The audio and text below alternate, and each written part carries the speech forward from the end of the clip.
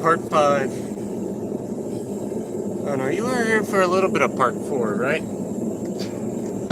Or part 3. Well, either way, my punch broke. I got it fixed. Part of the fix is it oxidizes green now. But yeah, we're still just going after it.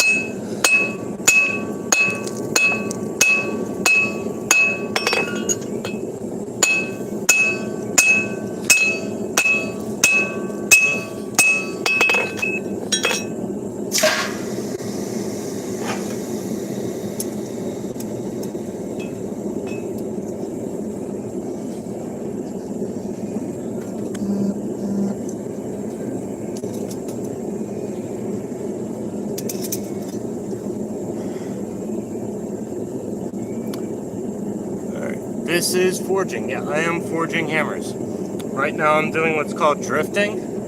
Where basically I took a piece of steel and punched a hole in it, and now I'm using a specific tool to widen that hole out into a shape that can fit a hammer handle. Like this is one that I already did.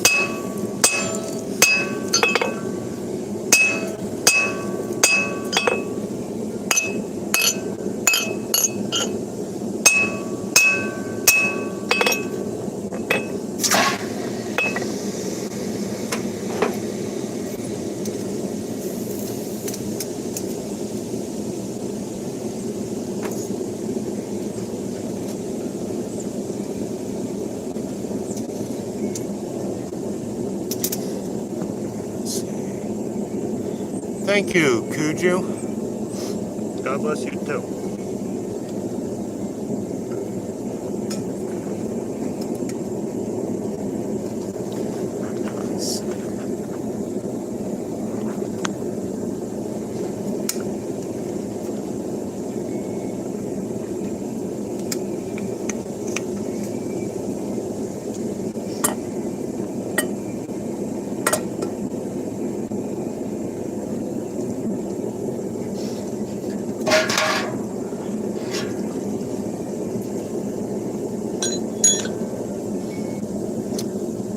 Yeah, 210. I'll post a picture in the Sellsword Discord of what it looked like. It's like done some normal rusting now, so it's not like it was, but it was like green. It was kind of wild.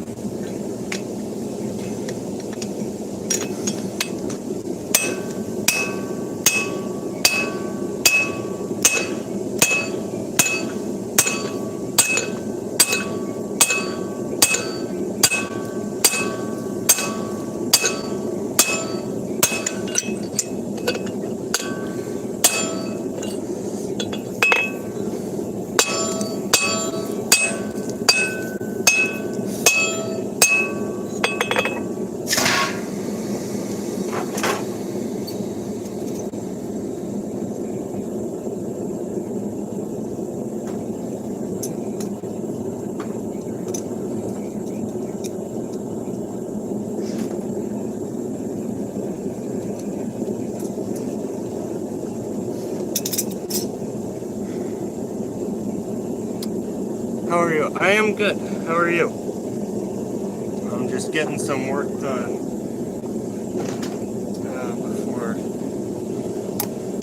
before the deadline's up for this stuff. I'll probably be here. Where is my place? I live in America, if that's what you're asking. Pennsylvania.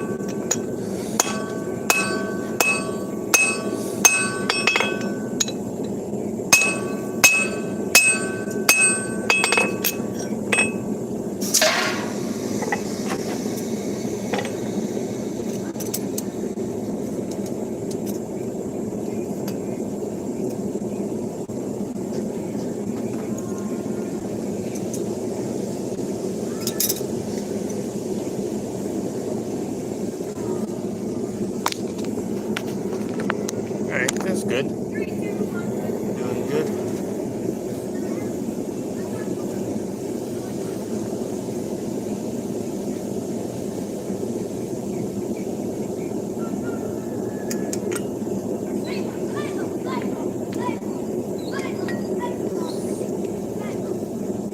Alright. Yeah, if you hear kids hollering in the background, that's the kids playing.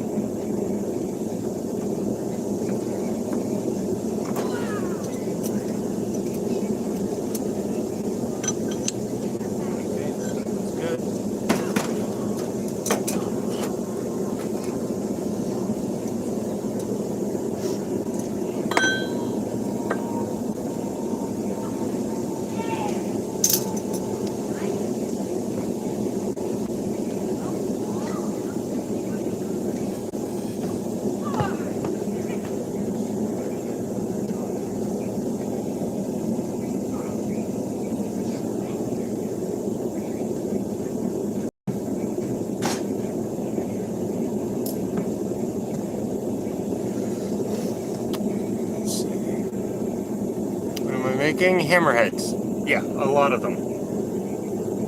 Let's see. I have one in the forge. No, I have two in the forge. And then another 6 lined up after that are punched. And then I have another, like, probably almost 30, 25 maybe to punch. And then I have to drift them as well. So yeah, I have a lot to do.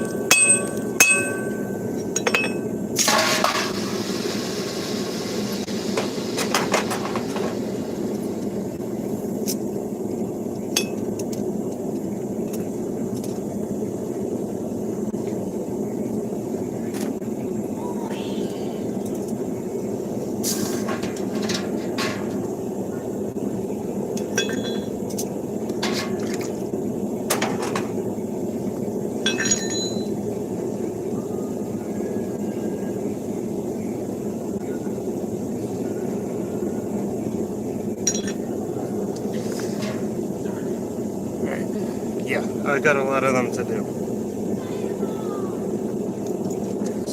Let's see, good. How's the audio? Is the audio good?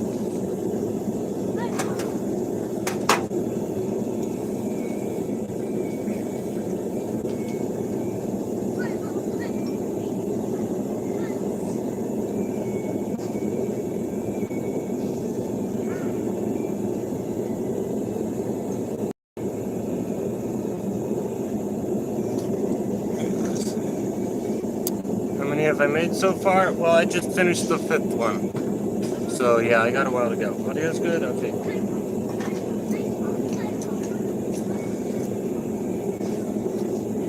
Alright, this is what one looks like just after it's punched, when it hasn't been drifted at all. So you gotta line it up and just get to it.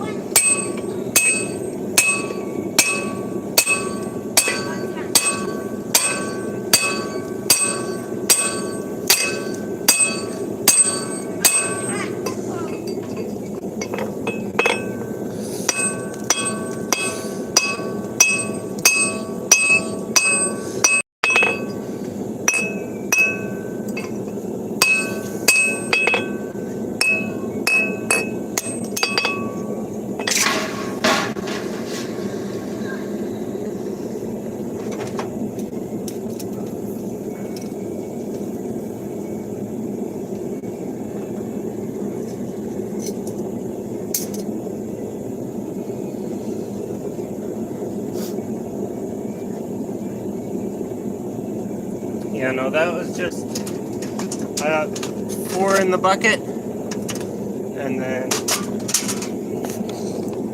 1 right there. Right there. That's the one I just finished. So that was the 5th one.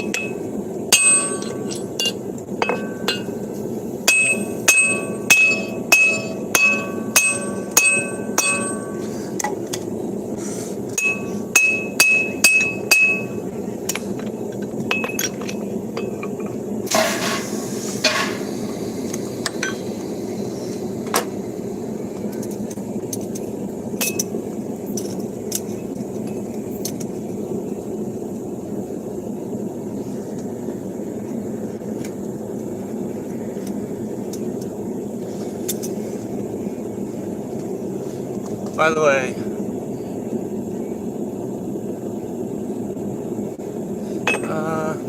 the first time in your life, your hard work, I appreciate you. Well, thank you. I got a decent amount of people here. I'm probably going to live stream this tomorrow, and then Saturday and Sunday, also, depending on how fast I work.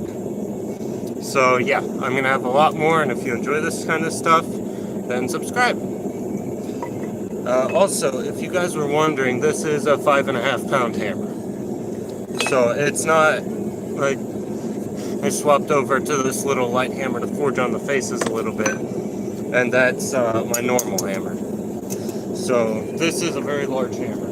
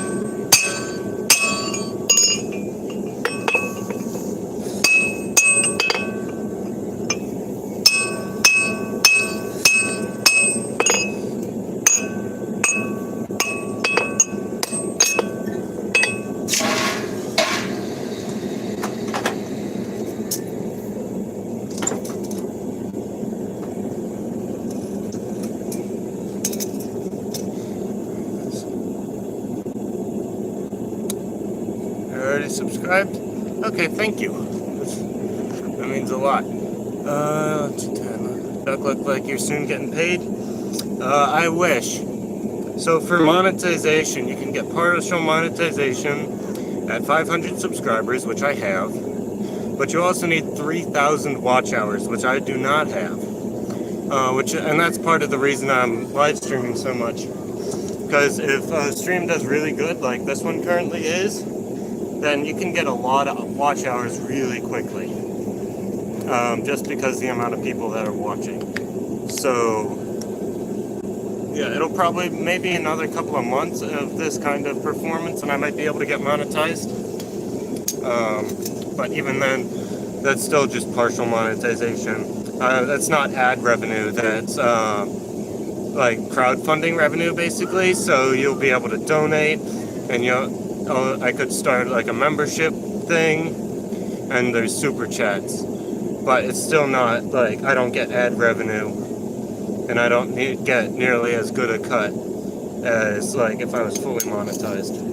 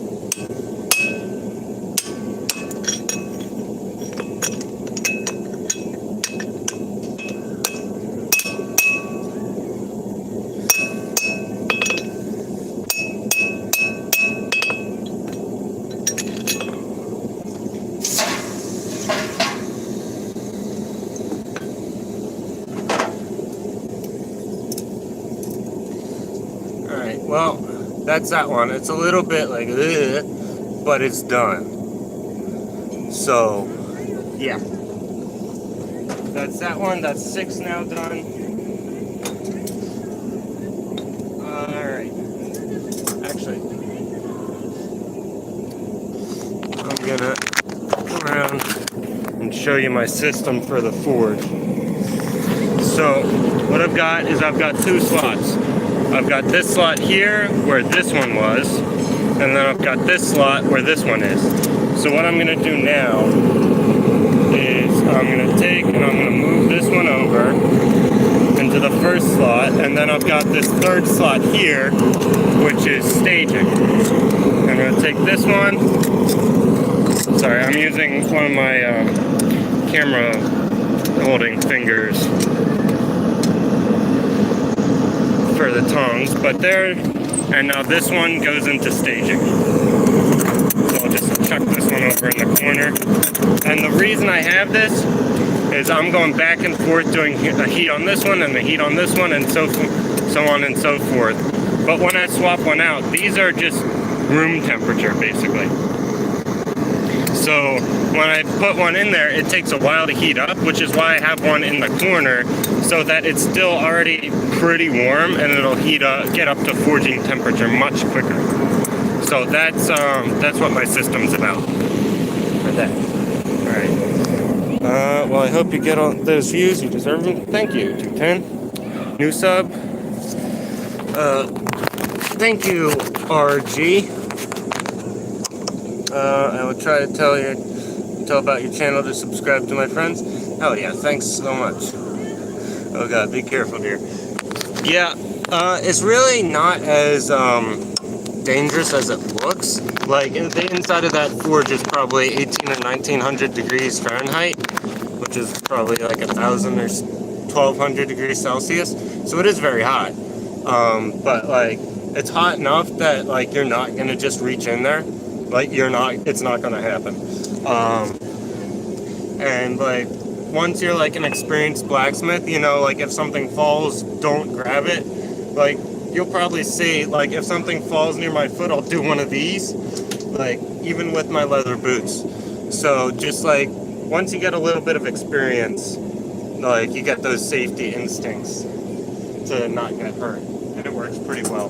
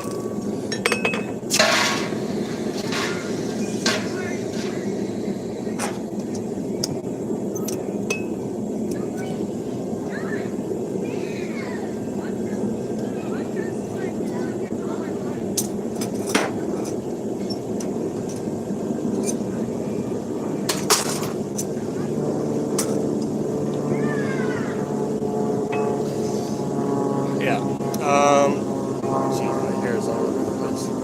The forge isn't actually too dangerous. The most dangerous thing would probably be if the metal jumps and like hits me.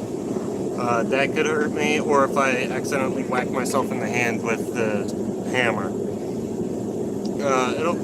If I get hurt, it's probably going to be one of those two things. Because everything else is fairly well under control. So, it's that, like, it looks like dangerous, but it's not actually that bad.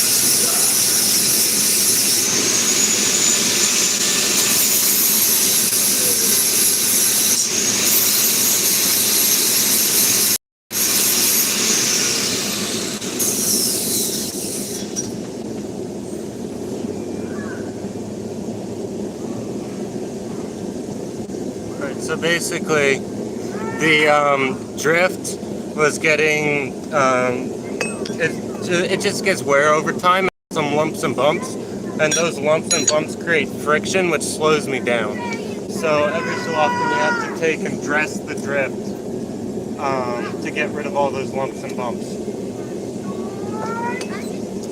And that way, you just take it, line it up, and just go for it.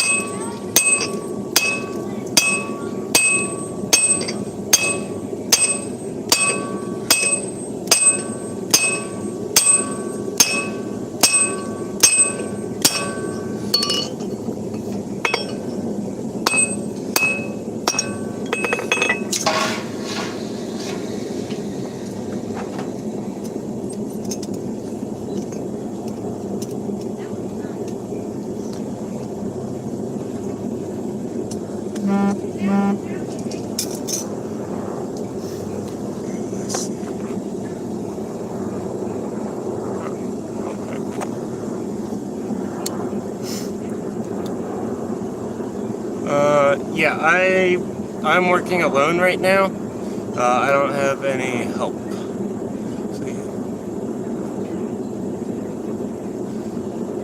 The surrounding area looks like you're in a rural place. The background, this looks like you're in Frankfurt. Yeah, I live in like a suburban area. Have you found out why the drift turned green? No, I have not. But it rusted to a normal color overnight. I don't know if you saw it, but I posted about it on my Instagram story, and I haven't. The only response I got was to be careful about if it was like chromed. If it had been chrome coated, then that burns and oxidizes green, kind of like zinc. But it wasn't, and this wasn't in the forge anyways. So I don't know, basically. I don't really know. In case you weren't here yesterday, I think it was mostly just Jeff talking, but I was using this same drift, and it turned green. Like real green. It was really, really weird, and we haven't been able to figure out why it did that.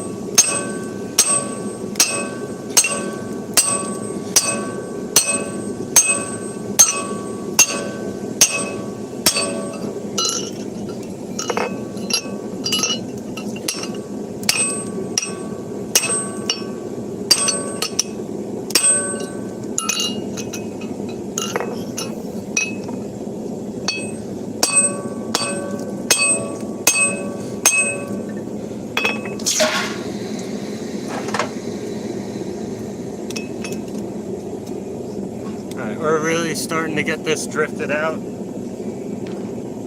This is what the hole looked like before I started drifting, and that's what it looks like now.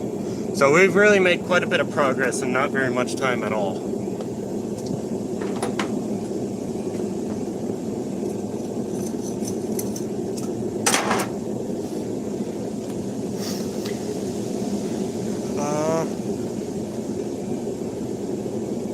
It did not all turn green. Like a little bit of like the actual drift turned green, but it was just this weld joint. And like all the weld just turned like a St. Patrick's Day green. It was wild. It looked really cool. I'm kind of sad it didn't stick around.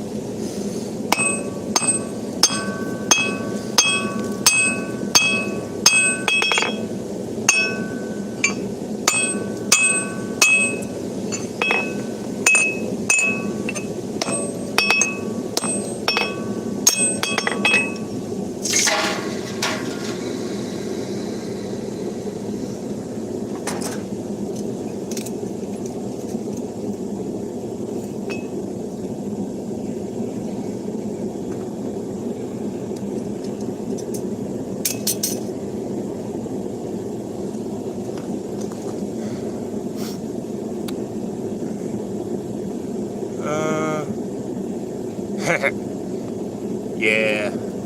Maybe it got angry from being whacked with a hammer. Hello, Ross. Is this, Grandpa Ross by any chance? My grandpa's name is Ross. Yeah, what's up, Coulter? Marbo? Alright.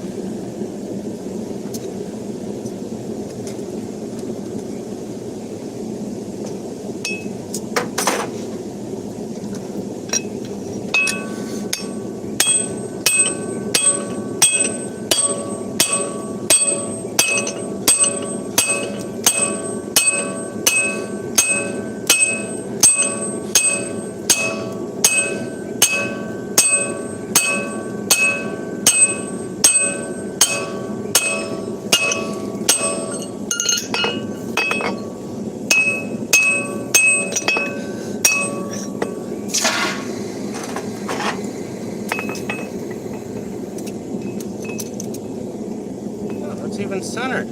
Hell yeah. That's what that one's looking like.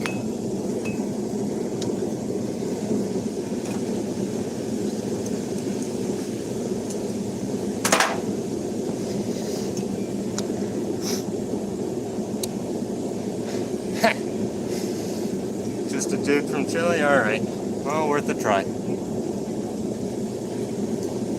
Yeah, I'm having fun. As much fun as you can have doing the same thing for like the 4th day in a row, but the stream seems like it's doing pretty good, so that's good. Hello.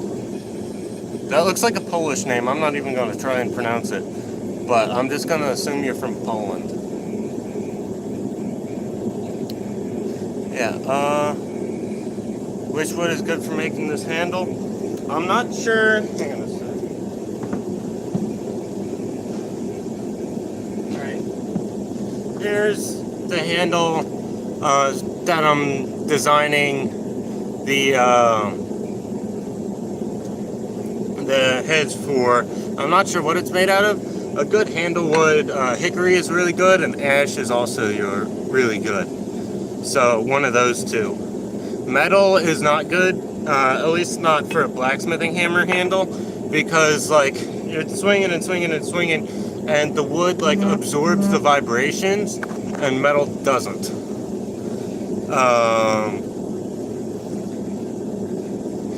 Yeah, so like, and since the metal doesn't absorb the vibrations, it just transmits it all into your arm and into your elbow, and that's how you get tennis elbow, and metal handles just screw you up all the way.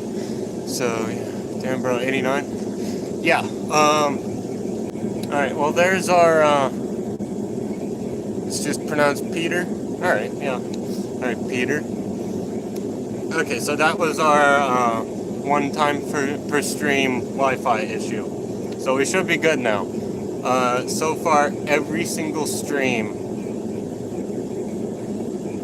yeah, every single stream so far, we've had, the Wi-Fi has just disconnected itself once, and then it was fine after that.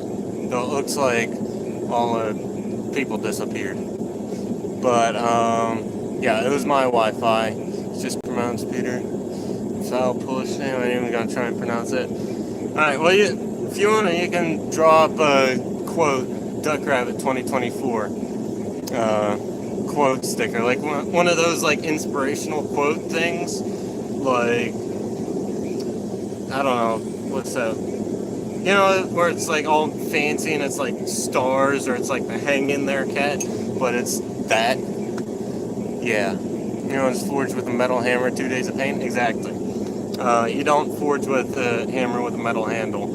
I don't even like using them at all, even if it's just like to tap in a nail, because they just suck. They're not good.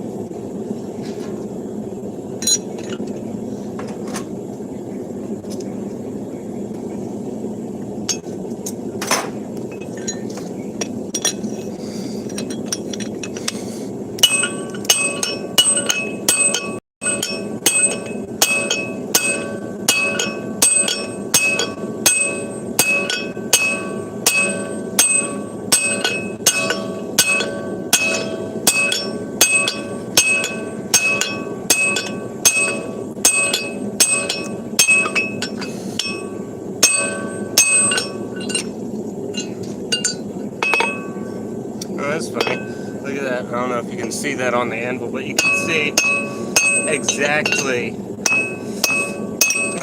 where the hammer is.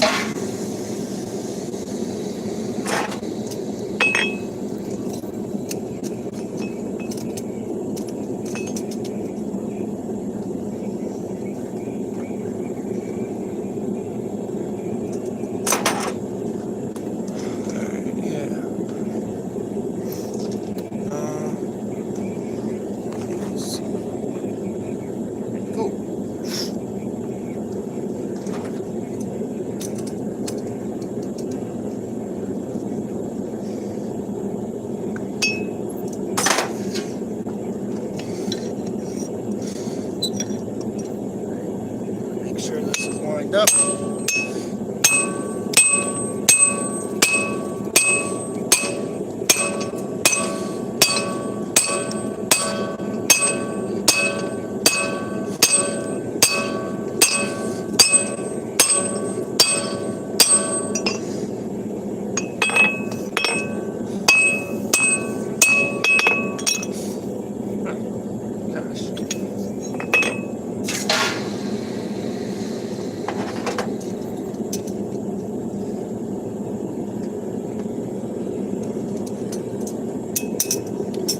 That was fun.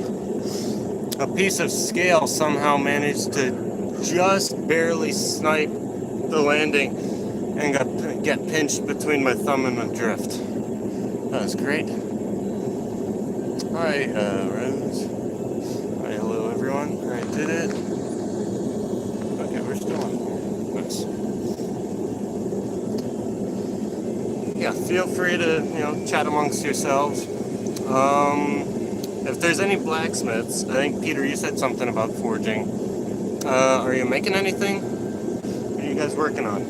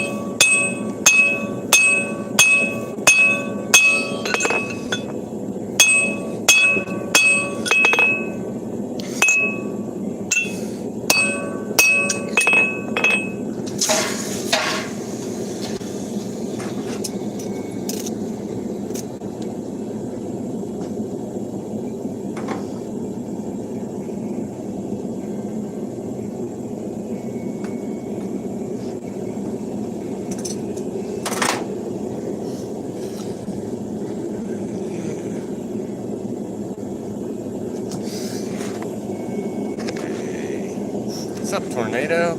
Hammer time it is. Just got back offshore, so I won't be able to work on much for 3 weeks. I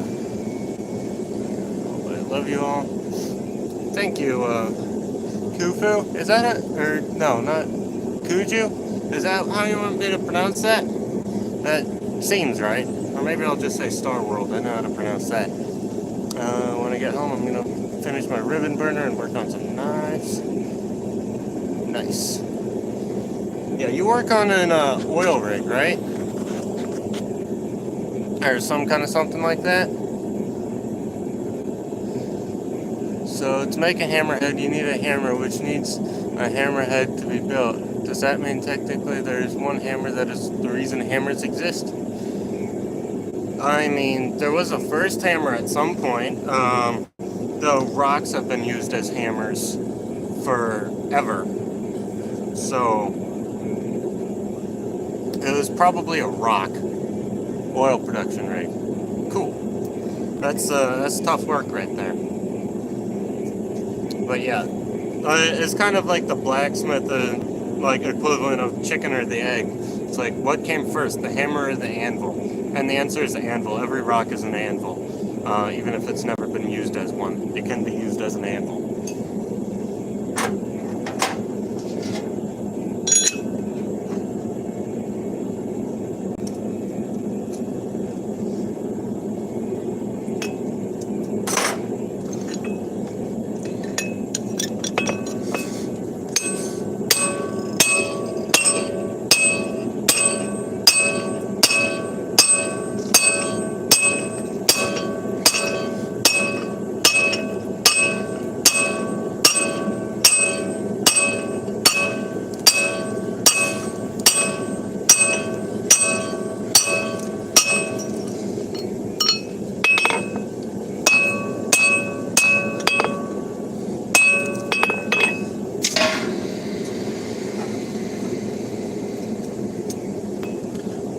this one isn't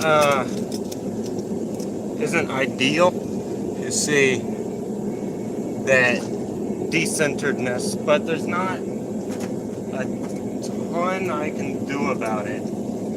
I haven't quite worked out how to like make sure the eyes to recenter the eye. Yeah. Sam Towns, that's a cool dude right there. The podcast on the subject, first hammers are probably just rocks and sticks. Yeah. You don't know what a podcast is? Damn.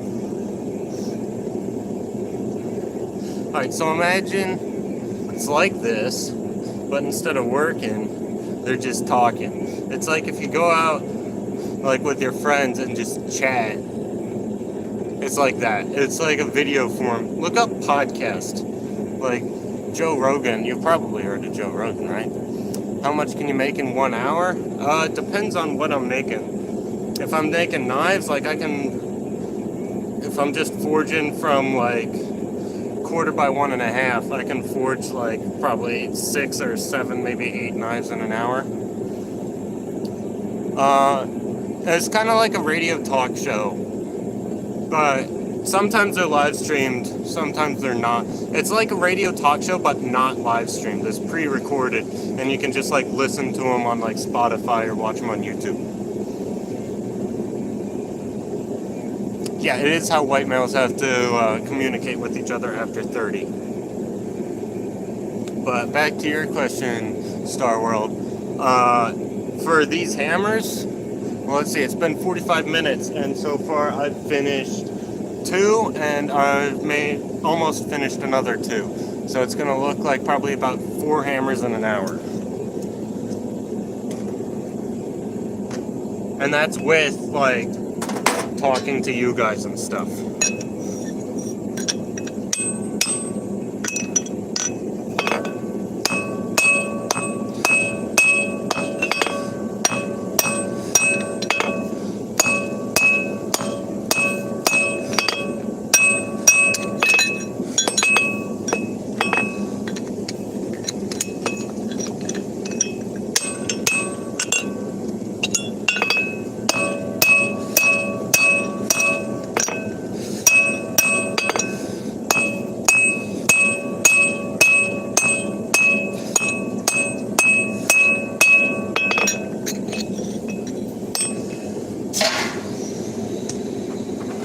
Speaking of which, there we go. That's one done. This is definitely the nicest one so far. But, yeah. Alright, so now I'm going to take the one that I was already working on, shift that to the front of the forge.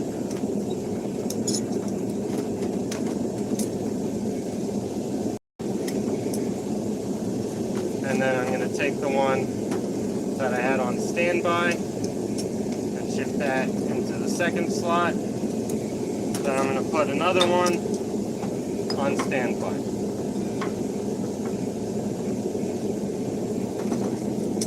Just like that. You couldn't see any of that, but trust me, I did it. Alright, let's see. So I gathered a bunch of friends and we started to talk about politics and record it. Big podcast. Yeah, that's a podcast. I'm amazed you've never heard of a podcast before. That is wild.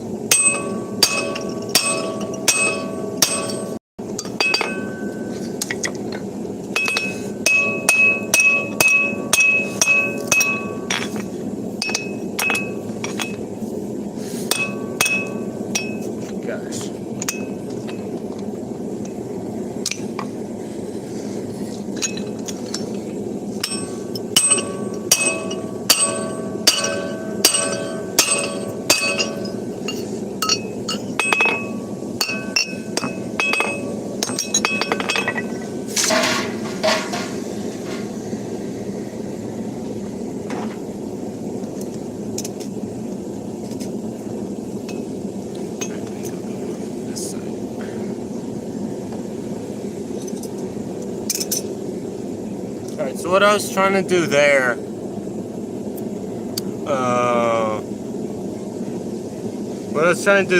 is I took this hammer, which is a crossbeam hammer, and this is designed if you're hitting stuff like, let's say this is the material.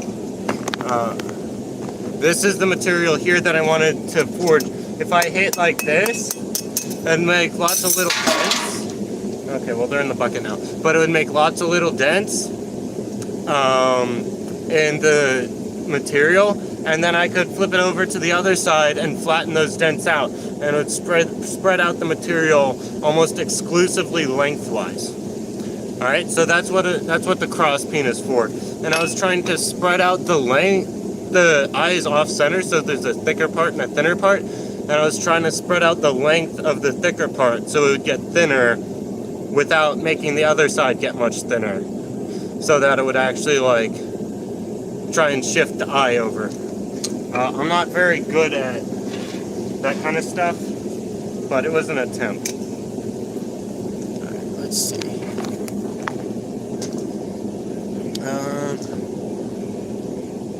What do you plan on doing with the hammer heads, by the way? Okay, so the hammer heads are for the hammer classes I've been teaching.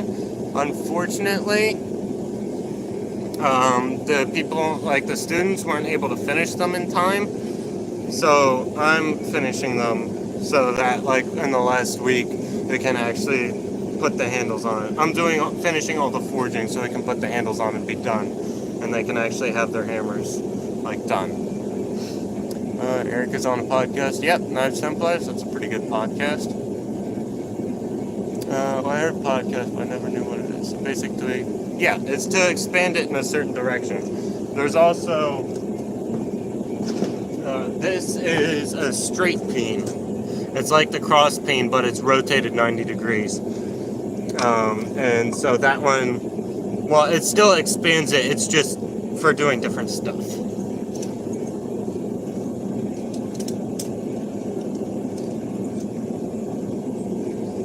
This one's pretty centered. I think this one's going to be good.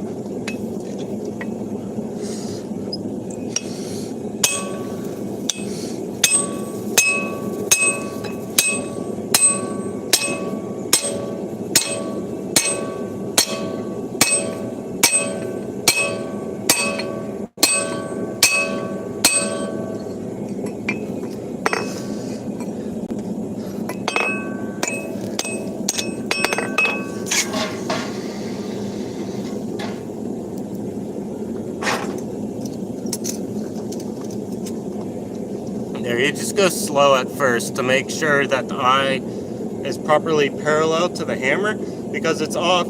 If it's off just a little bit, then your hammer handle will follow the eye and it'll be like askew in a weird direction, which is not good.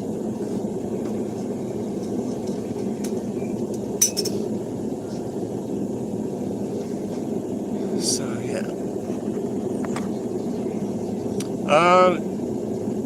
yeah, kinda.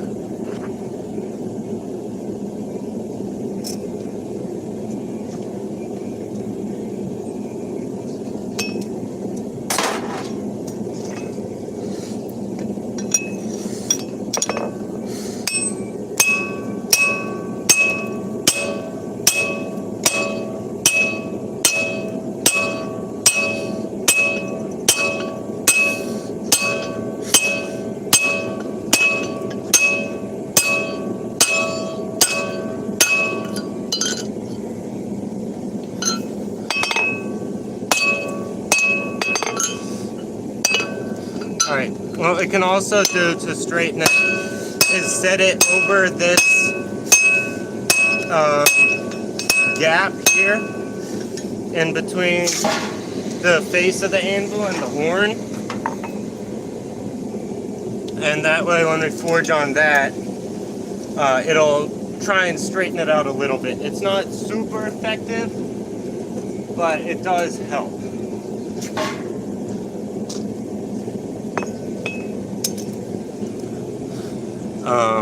Also, I think I'm going to put my glove on. I don't know. It doesn't look like it's popping up, but the scale's just been going crazy today. I got it all up and down my arm. stuff on. It's not like a super huge problem, but it's not terribly comfortable. So I'm going to try and not have that happen.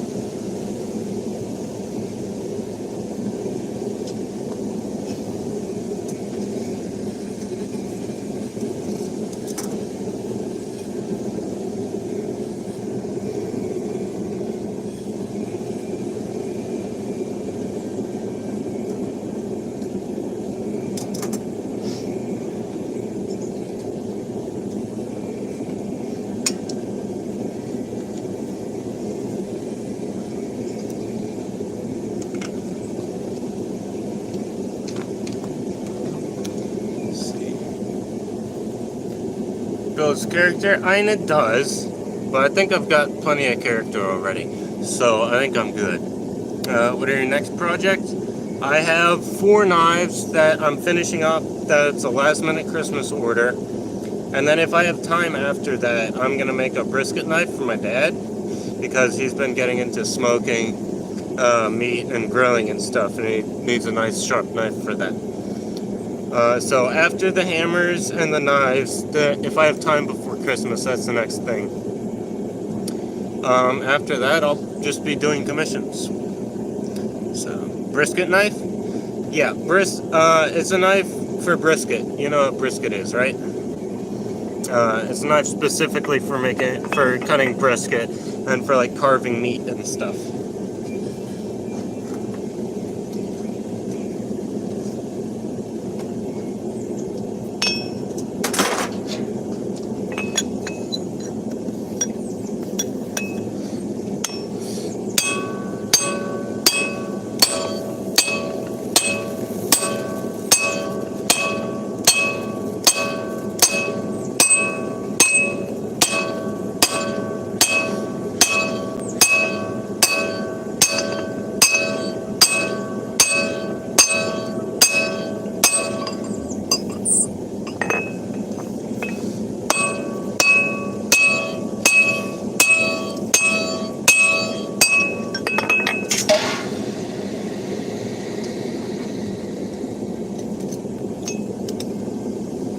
Yeah, this one's gonna be good.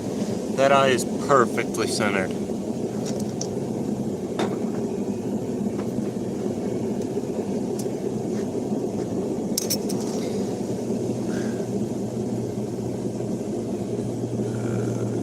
Nope, never heard of brisket. Brisket is awesome. Alright, you need to have brisket. But, yeah, I don't want to get one of Frank's Fat Bean Hammers. That would be awesome. Currently, I don't have a ton of money for stuff like that. We'll see what happens after I get paid for these hammers, because is it like food?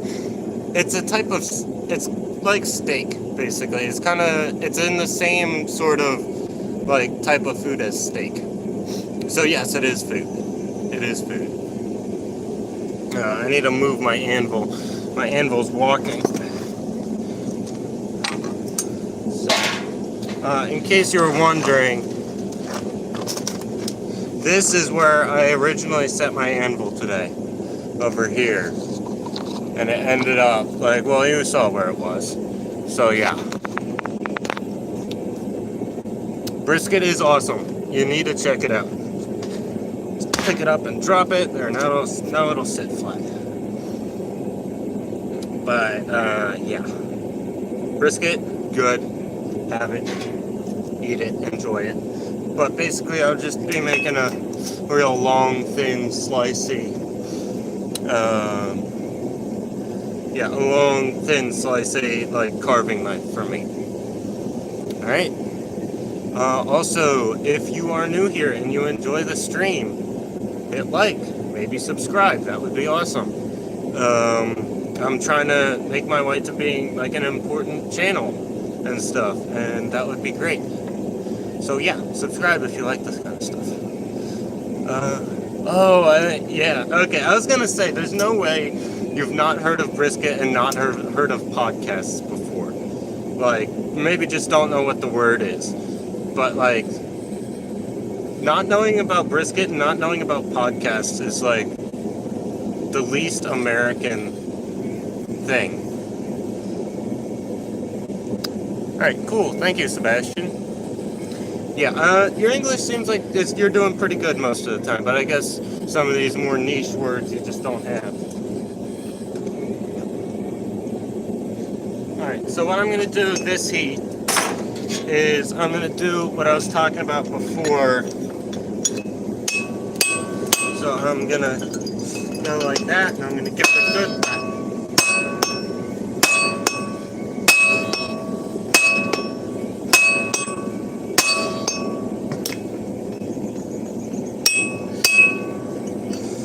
Alright, I'm just going to keep at it, and I'm really trying to shift that eye over.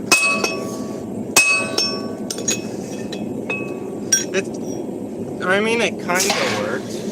Not super duper, but kind of a little.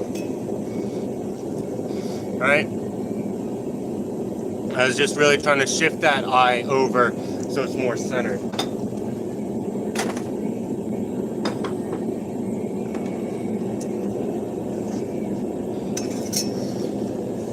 Alright, let's see. The second anything related to media, I'm like, nah, no idea. Alright, yeah. You're still doing pretty good though. Like, there's people who come in here and not speak a lick of English. And like, that's fine, it's not like a problem, but it's like, you're doing pretty good. You can actually like, talk. Good work. I enjoyed, but a little bit tense about this risky. It's not that bad. Like I was talking before, like there is a danger to it, but this is like one of the least dangerous parts of the process. So yeah. Thank you for enjoying though. Alright. Yeah, forging hammers. We are forging hammers. I have 6 of them done. And I'm kind of getting it. Is that 6? 1, 2, 3, 4, 5, 6, 7 done. And I'm close to finishing an 8th. So yeah, we're forging hammers. Not done this live stream, just done in general. We finished, what, 3 this live stream?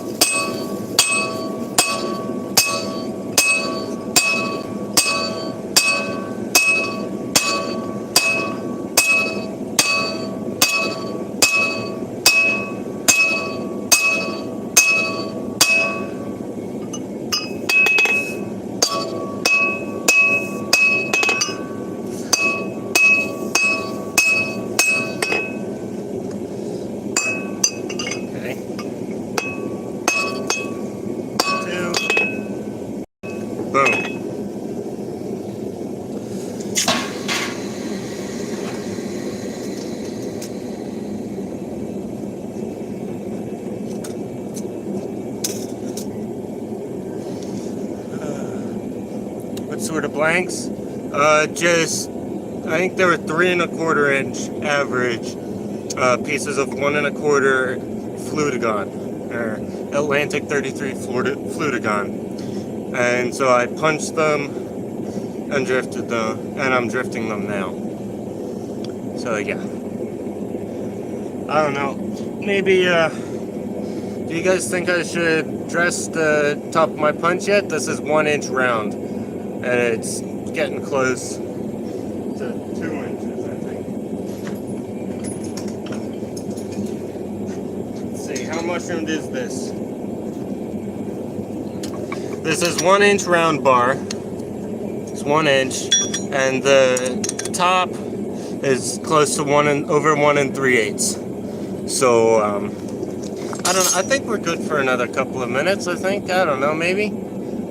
Yeah, This amount of mushrooming has happened since about this time yesterday.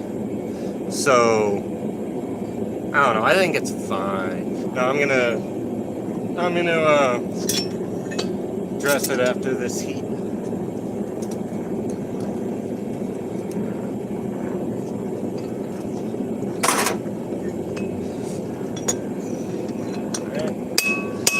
Put in there. Alright, so what I'm doing now, for those of you who are new, is this one, the eye is out of center, so I'm trying to shift it over by forging it in the gap between these, between the horn and the anvil. And it's kind of working.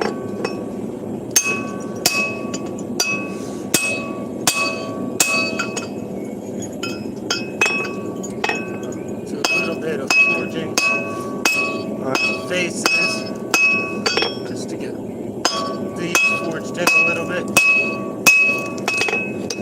And now I should just be able to, boom.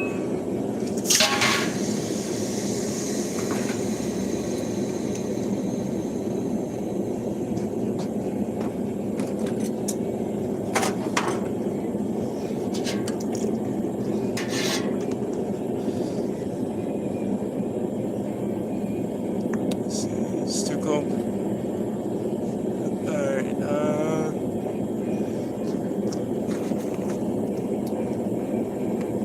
just bought a couple of hammers I'm gonna reforge.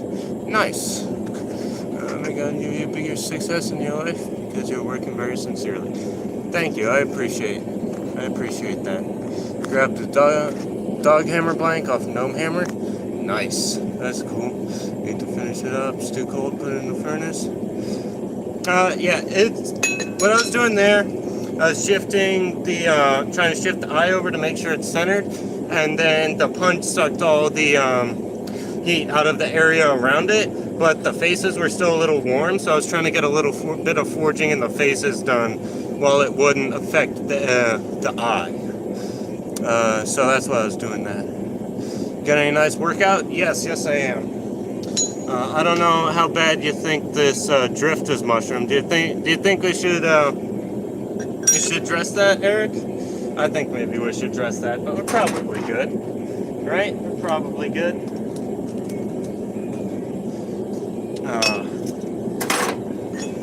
But yeah, we're just going for it.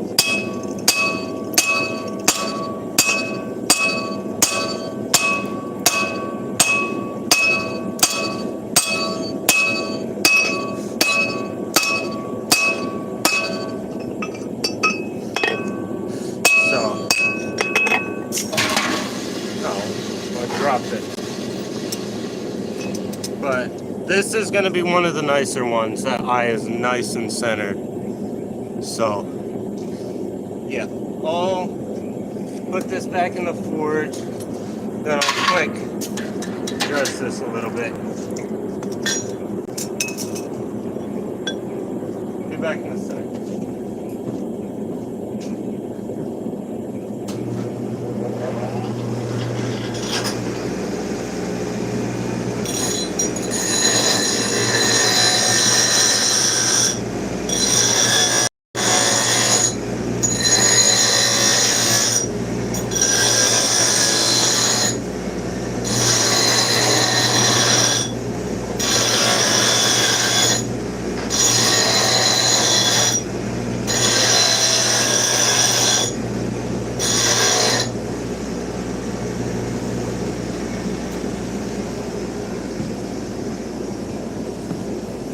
Alright, there we go.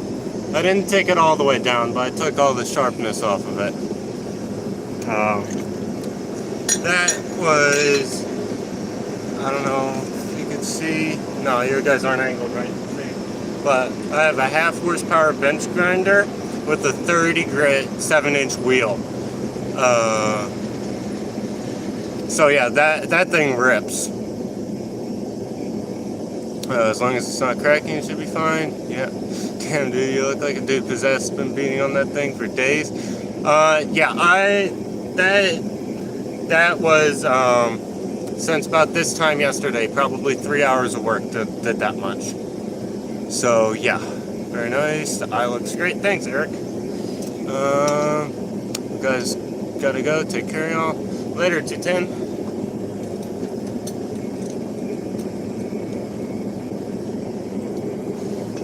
Unfortunately, this eye isn't doing quite as well as the other one. So I've been trying to shift it over towards the correct side. Not entirely successfully, not gonna lie to you.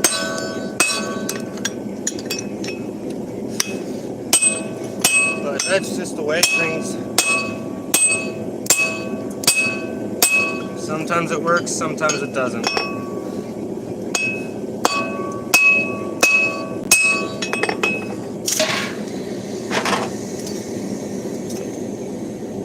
Yeah, it looks okay from this side, but from this side, not quite so good.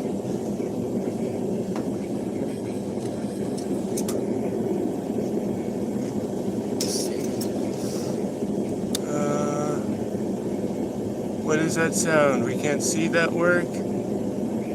Which work? Yeah, that's an idea. I'll see if I can try just quenching that side. It is A33, so it won't like die. But it's still, I don't know if I want to take that risk, because I have exactly as many hammers as I need, and I have one spare. So if the eye cracks there, then I'm down to my one spare, and I still have to punch that. So it's pretty risky. If I had an oxyacetylene torch, then I could just let it cool down and then heat up the side of the eye that I want to move and drift. But I don't. So turn it into an axe head. No, these need to be hammers. So an option for that. I grind it down. That is an option. I might do that. Just let it cool down and grind it during a break. That's a good idea. Or just rest it on the handle a little bit first. Okay, that's true. Yeah, I'll try that. The next heat on that one. I got the nice one coming up right now. So this one, we're just going for it.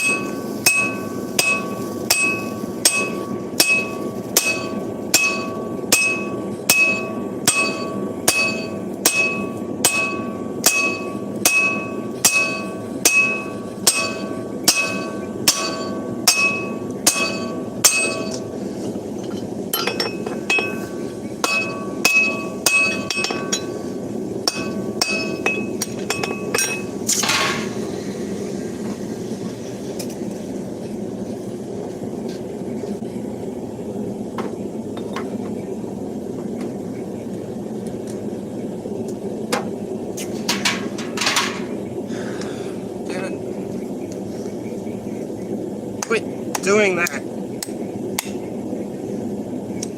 Oh my God.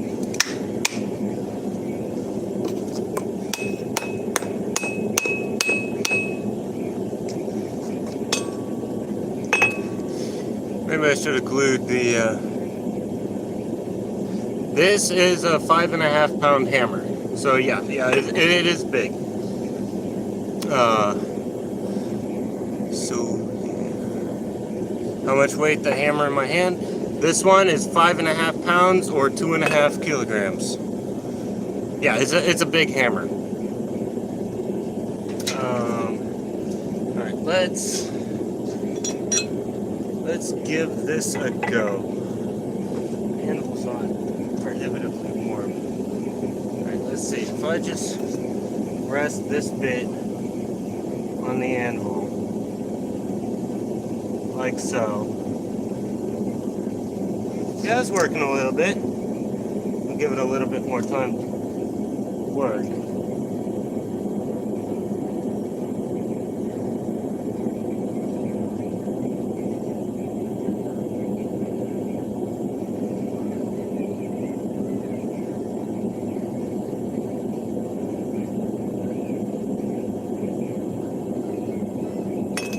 Alright, let's try that.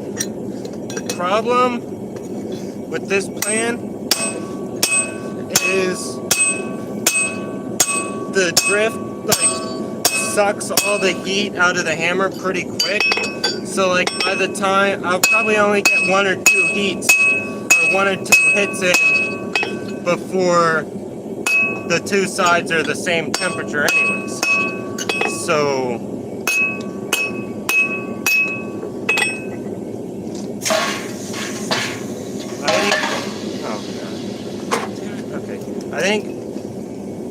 that worked a little bit, but I don't know if it worked good enough that it's not going to take like 8 years to do that. So I'm just going to set that one aside and grind it when I have some time. Most use 1.5 kilos. I'm not really strong enough for a hammer like that. It's less about like raw strength. Like, I'm not that strong, like, lifting wise. Like, I don't really go to the gym. This is mostly the exercise I get. So, like, I can't, like, curl a ton. Like, my bench is horrible. But, like, it's more about grip strength. Because when you're forging, like, a lot of guys, when they first start, especially, like, teenage boys, or just guys in general, will pick up a way too heavy of a hammer, and then they'll be forging like that, and they're dragging it up into the air every single hit, when really, like, if you're hitting properly, like, you're going like that, more like that. So, like, I can't quite do that, but with enough grip strength you can hold on to it and just like go for it. So yeah, how long have I been blacksmithing? I've been forging for like 3 years about. I am 17, by the way. So yeah, I've been forging for 3 years, but been doing like blacksmith-ish stuff for a lot longer than that.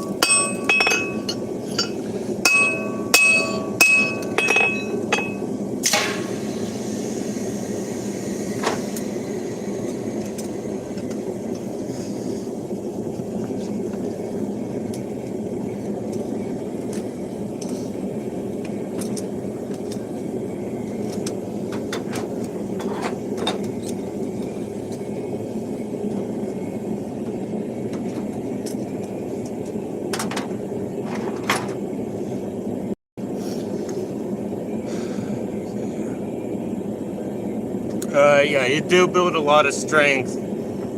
Like back when I was starting, like this hammer, I was swinging like, well, like I do this one. Back when I started, these two hammers and one other one. I don't know if you know the Drunken Smithy. It's in central Pennsylvania. It's in the Lebanon Valley Mall now, but I went there like almost 3 years ago and made those hammers for the very first hammer class they did. Yeah, it's like a experienced forging place where it's like a one-day class where you walk away with a knife or something like that. But in this case, I was looking to get into blacksmithing, and my dad took me there, like to maybe get a little bit of experience. And it was like looking at the different classes we could do. It was like, hey, maybe do you guys make forging hammers? And they're like, no, but we've been thinking about trying to start doing forging hammer classes. Do you guys want to be the guinea pig for that? So we were the guinea pig for the forging hammer classes they now do, which was very cool. And I got these fantastic hammers that have been working super well ever since. So you're working, and same time speaking, I think we'll get tired because it's very heavy work. Yeah. If you start teaching classes and doing demonstrations and stuff, you get used to talking and forging at the same time. It's just kind of like a requirement to be good at this job. But yeah, we went to the Drunken Smithy. If you're ever in the area, it's central Pennsylvania. I think the city place is called Palmyra. I know that's where they were before. They were in Palmyra. But right now they're in the Lebanon Valley Mall. And that kind of tells you how desperate malls are getting. Because they're letting active blacksmith shops open up inside the mall proper. I'll do a little bit of forging on the faces now while the eye is cold so it doesn't deform the eye.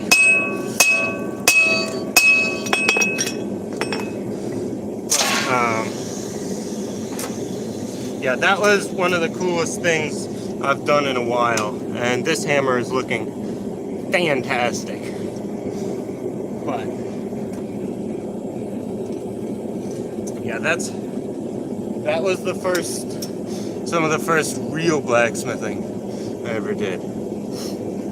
I have to go. See you later. Alright, see ya. See ya, dude. I don't know how exactly to pronounce that, but yeah. Have a good one. Thank you for the explanations. No problem. That's part of why I'm here, why I'm live streaming, so more people can get to know this stuff. But yeah, there's only a handful of blacksmiths that live stream. You met one of them a little bit ago, the Rivers Experience, who was in chat for a little bit. He's a fantastic blacksmith and knife maker who does Saturday night live streams every Saturday at 6:30 Central Time. So if you're interested in that, then you can go look him up and subscribe to him. He's one of the biggest, I think he's the single biggest blacksmithing channel that live streams right now. I obviously live stream. Fire Creek Forge. Elijah does live streams. Oh, you're still here? Alright, yeah, there he is right there. The Rivers Experience is fantastic live stream in our little blacksmith live streaming community. Fire Creek Forge does live streams every so often. Dustin Rhodes is a channel that does live streams. I'm not sure what that is in Indian time. Probably real late at night, or maybe super duper early in the morning. Let's see. What's your time zone? Because I think we're Greenwich +5, right? Eric, I think you're +6. So if you're -8 or something, then you might be have a tough time catching some of those live streams. Or actually, what time is it for you right now, Kuju? Star World. What time is it for you right now? Because for me, it is 2:30 in the afternoon.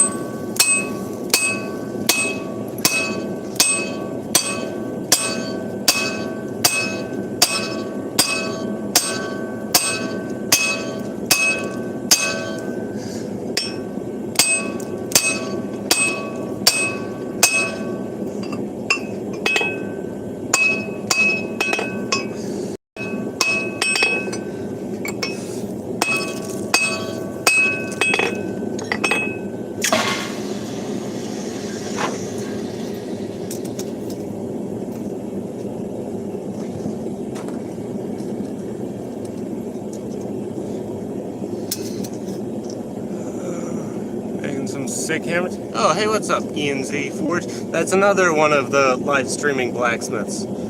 I was just talking about blacksmiths that live stream and how it would be really nice if there was more of them, and here you are.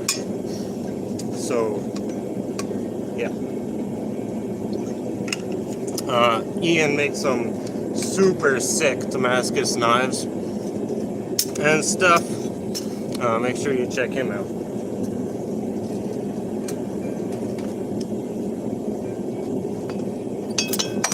God damn it. I see how it is. You're gonna be running. But I still got plenty of heat.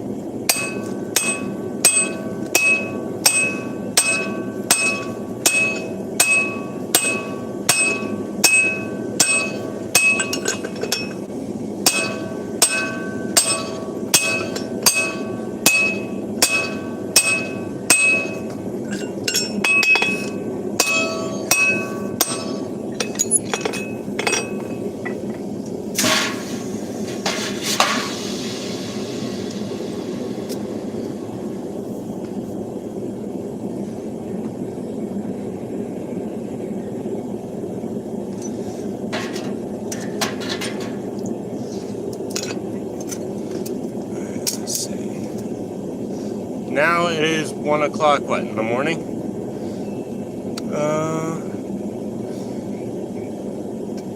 These are just going to be basic rounding hammers. They're for a class I was teaching. And, well, the full story, it's a little bit of a long one, but I got hired by a guy to teach classes, and it was going to be an 8-week hammer and knife class.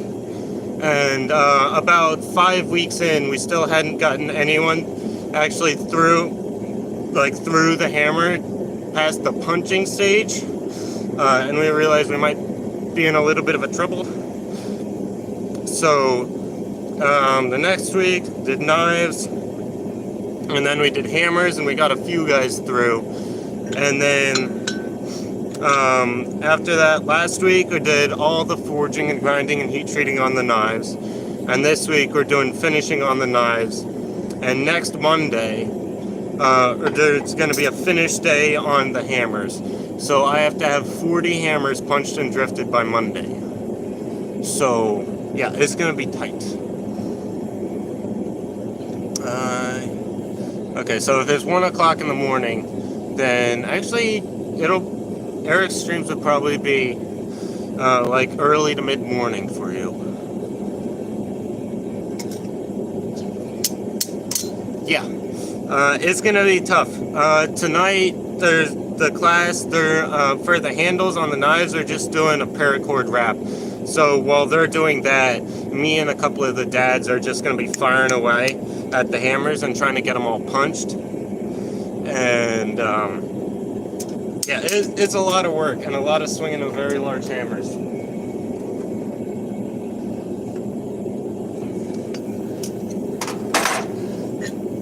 Alright, so for this heat, the eye on this one is a little bit crooked. So what I'm going to do is I'm going to tilt it like that and forge on the face. And that'll help. The cheeks will still be a little bit goofy, but that will help reorient the faces to be parallel with the new, with the eye.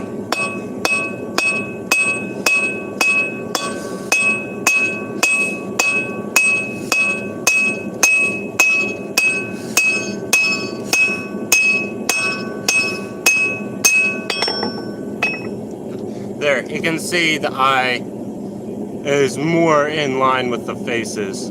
The cheeks are going to be a little bit wibbly wobbly, but it's better than it was. And after another heat of that, we should be doing pretty good.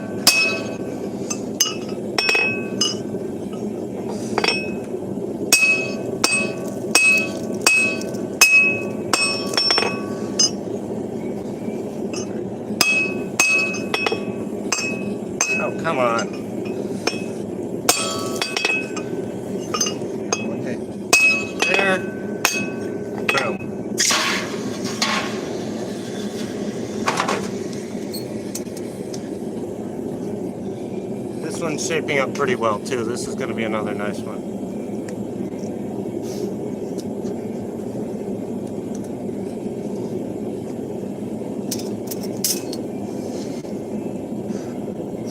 Yeah, I was about to say I need a striker in my life. Yeah, striker would be nice. This would be going a lot faster. But tonight I'll have me with this hammer and 2 fully grown men with 6-pound striking hammers. So that should make the punching go a lot faster. Especially once I have to teach them how to strike like well.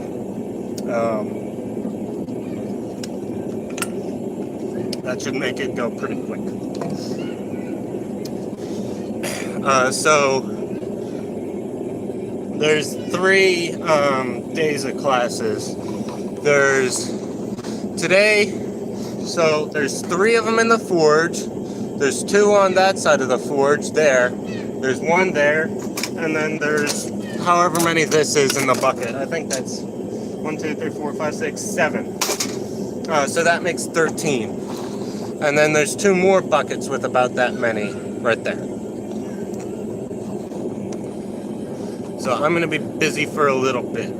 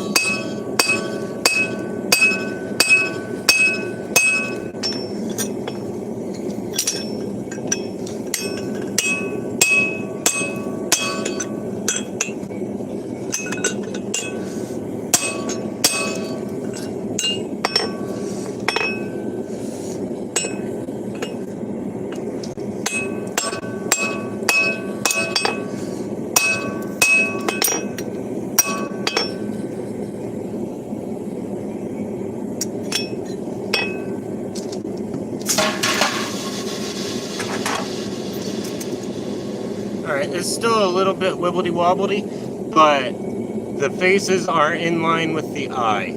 So I'm just going to do 1 more heat and make sure everything's spick and span. Then we'll be done this one.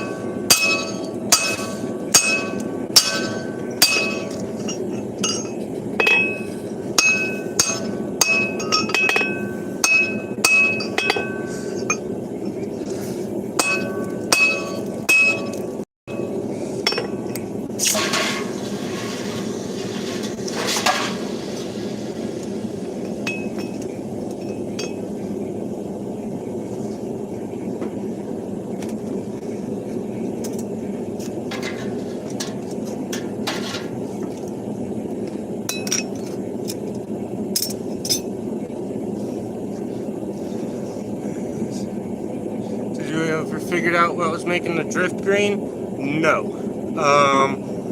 I posted it to my Instagram story. I don't know if you saw that. I had 1 response. It was Derek Melton, and he said that if it's still like a chrome coating, like a lot of like truck bumpers are chrome coated so that they don't rust and they look real shiny. Chrome coating will burn off and leave a green like film on the steel, and that the fumes from that are really bad for you. But this is not chrome coated, and it never went in the forge, so we're just kind of left scratching our heads at that. I had Jeff Jeff Jones, if you remember him. He's in the Discord too, but he was on that live stream and I had him Googling some stuff.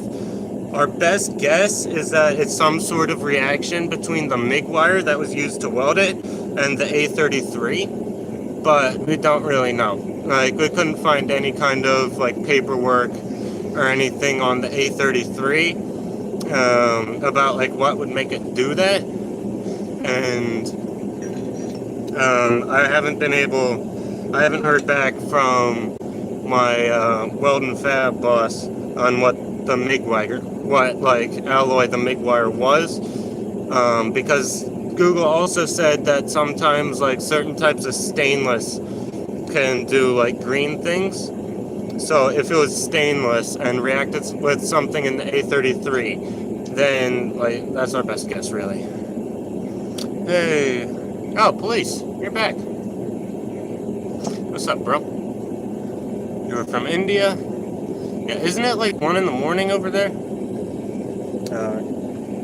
Maybe get some sleep. I appreciate you watching, but that's real late.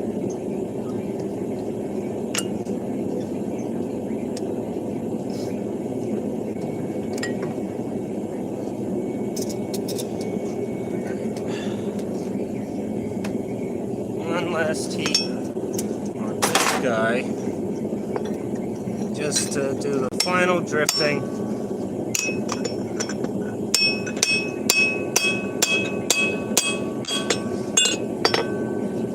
Final face forging,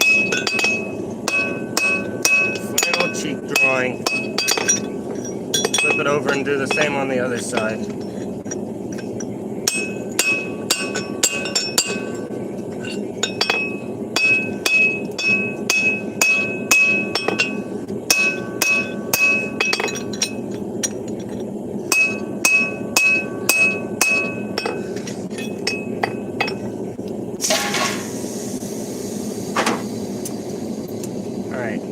It's not quite perfect, but I think that this is definitely the best one so far.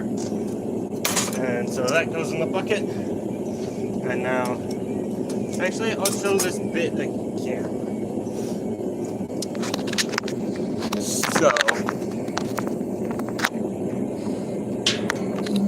here, I'll do this a smarter way. Show this. Alright, you can kind of see in there, right? So, what I got 3 slots. I got here, this one has a hammer in it. This slot is the number 1 slot because it's right underneath the flame. And so I'll move the hammer from the number 2 slot to the number 1 slot. And then you can't see it, but back behind these fire bricks, I've got the number 3 slot. And that's here, and that goes right there. Then I take a hammer from here, chuck that in number 3 slot for preheating. Come on. There we go. That's my forge organization for this. So, flip you guys back around. Here. There we go. I'm in India morning time. Let's see.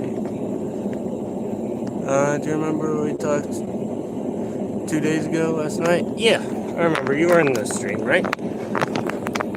Alright, there we go. Got you back to where you was. I'm wondering if it's just oxidization like the blue temper color, but a coating causing it to look different. Yeah. I've never seen that either. And it's like, I've never even heard of it. So it was real weird when it started showing up. Hey, what's up, Dominic? I'm in India morning time. Those hammers out of mild steel or tool steel? These are from A33, Flutagon. 1 1/4, it's basically 1 1/4 square. You probably remember a while ago, not like super duper long ago, like a couple of years ago, there was a big like Flutagon thing with this new magic steel that came out. That it was a water quenching, non-tempering steel, tool steel. So it's really nice for drifts and punches and stuff that get hot. So you can just dunk them in there and it's fine. The steel doesn't care. So yeah, and it's not crazy hard. Yeah, A33 is water quenching, non-tempering steel. It's not crazy hard to drift, but it does take a little bit of a little bit of energy to get it to go. And by energy, I mean a 5.5 pound hammer swung energetically.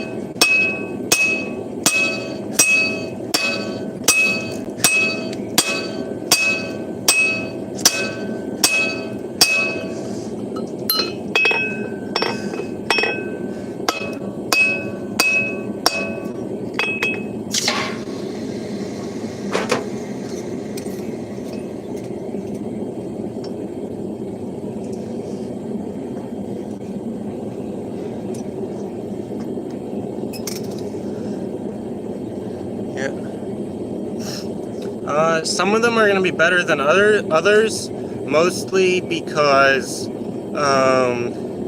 we tried to punch like as centered as possible, but it was 9 to 14-year-old boys doing it, so it wasn't. They're not perfect, and most of them are slightly off center somehow, if not like a lot off center. I tried to finish punching them as centered as I could. But most of the eyes are going to be off center one way or the other, at least a little bit. But yeah, I think they're going to be pretty cool hammers.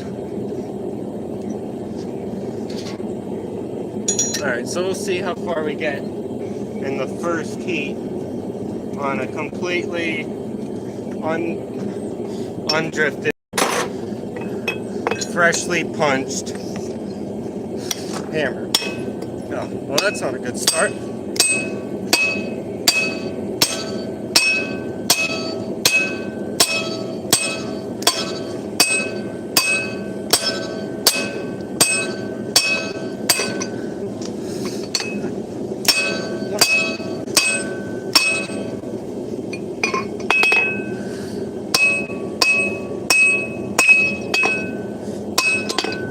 Alright, and see, that's what I'm talking about. It looked nice and centered, but you can see this side's bowing out much more than the other side.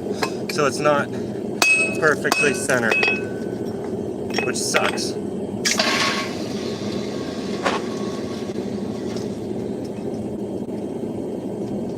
But there's the drifted side and the non-drifted side. So we made a pretty big progress.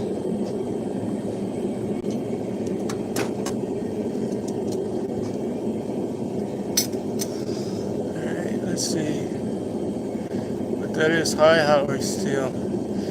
Beast drifting all this by hand. Yeah. Oh, great. Okay. Well, looks like we got blister. That's fun. You gotta do what you gotta do. Like, I don't have a power hammer or a press or any other way to drift these, and I don't have strikers, so I gotta do it.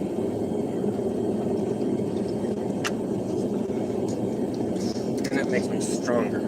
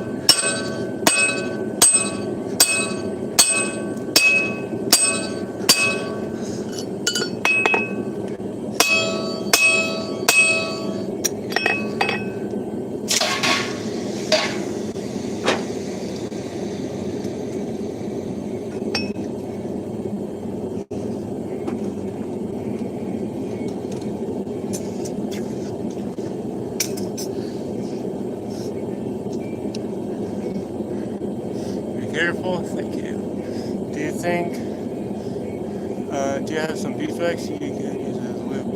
It's not the perfect thing, but it works kinda. That's a good idea. I do have beeswax. I have a lot of it.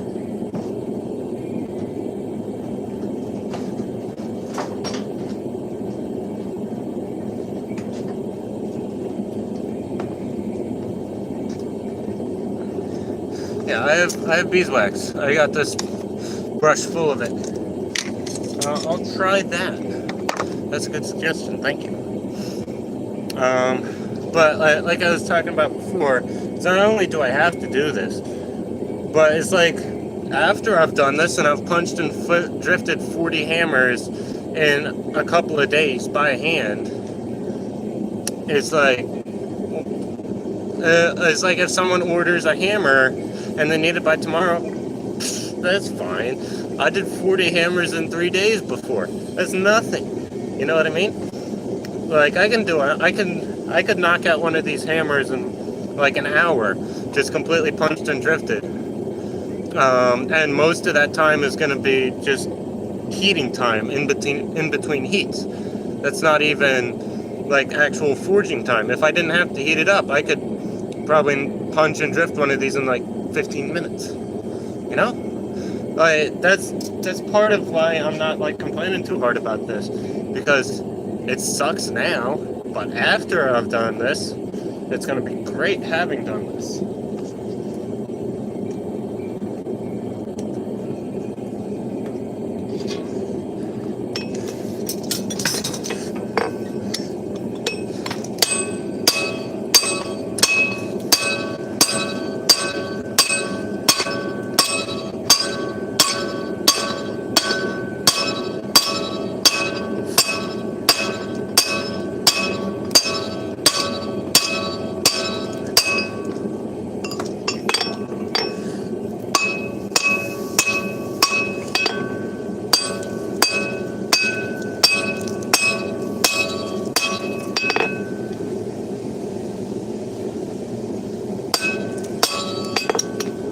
Thought for a second it was raining, but it's not. Alrighty. Put this back in the forge. And alright, let's try your idea, Dominic.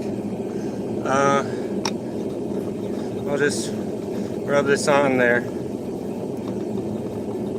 Like so, I guess.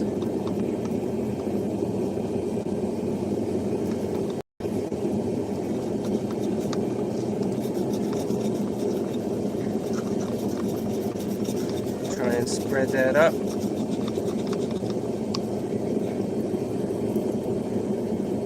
Alright, we'll see. We'll see if that helps.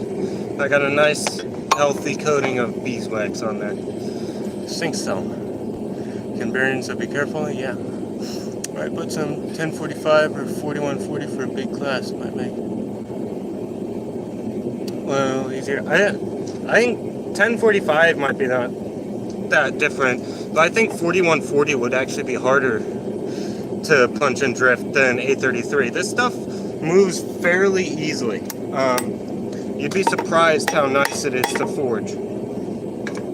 It's not like wrought iron or anything, but it's not terrible. Did you unlock donations by now? I have the subscriber, the amount of subscribers. I have 500 subscribers. I have well over 500 subscribers, but I do not have the 3,000 watch hours that I need, and I'm probably not going to have those for a while. So, I'm working on it though. Maybe in a couple of months of streaming like this. I don't know. If it's hot, non-hardened, it shouldn't be too bad, but if it's like I think it does, it probably loses heat faster. It does. It does lose heat pretty quick, but it's not terrible. Like, it's not the worst thing I've ever had to forge.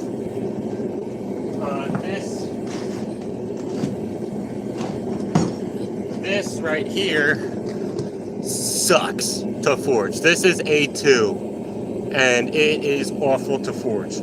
it just does not move. It just doesn't. Like I'll have it like a smoking yellow hot, and it just ting ting ting. It's awful. So yeah, compared to that, this is nothing. It's all about that the like perspective. For that, the brush. This is beeswax. So you see all this hard stuff on there. That's beeswax, and Dominic thinks this might work as a lube to make the drifting a little bit easier. So we'll see.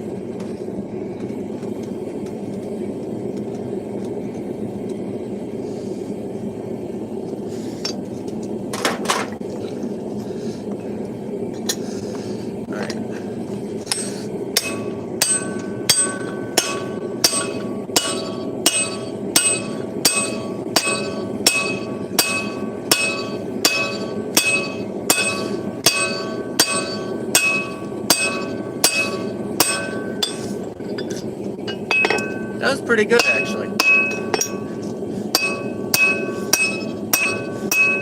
I think your beeswax might be helping, Dominic.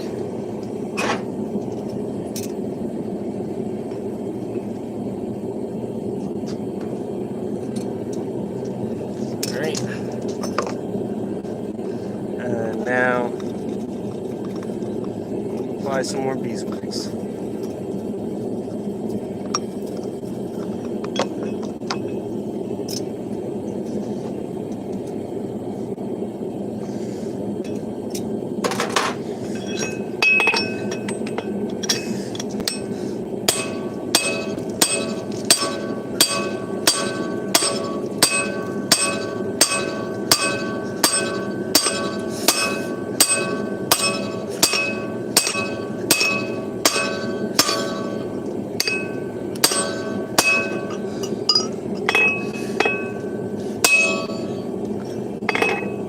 Well, that's the problem with applying beeswax, that it can't cool the drift down.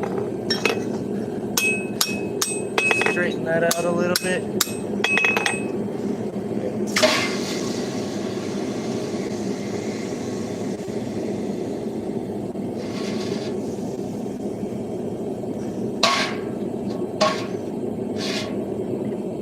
And now that I've quenched it, all the beeswax is gone. So I don't know. It seems like it's working, but I don't know how useful that working is going to be. You know what I mean?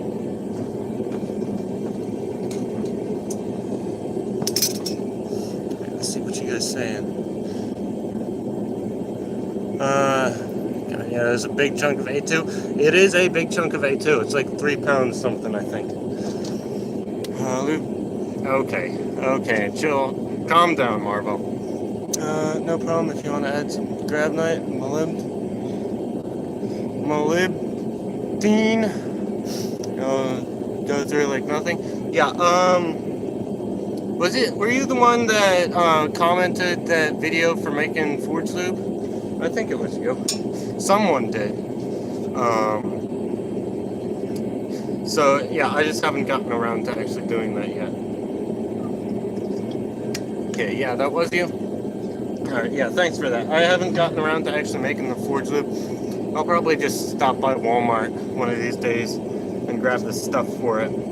Or maybe I might have to go to like a Michael's or something. Where do you think they would have graphite?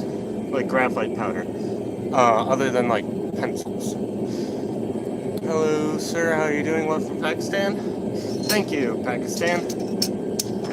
Lost in GTA. Thanks. I am forging hammers and my hand hurts, but I'm not gonna stop because I have to do this.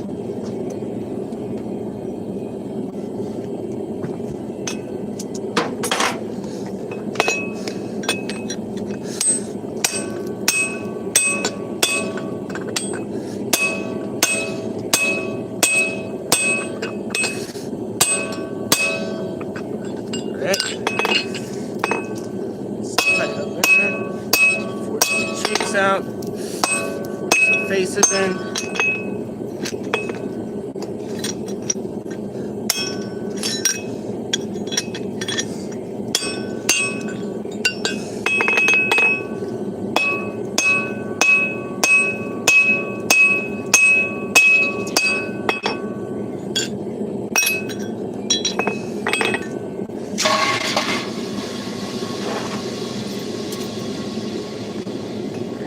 this one's almost done.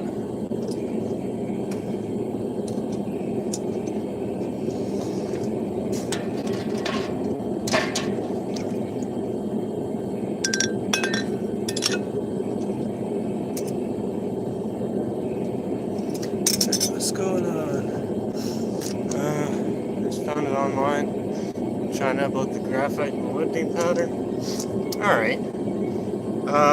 I don't love ordering stuff because then you have to pay for shipping. But if that's the only option, then I guess I'll have to do that.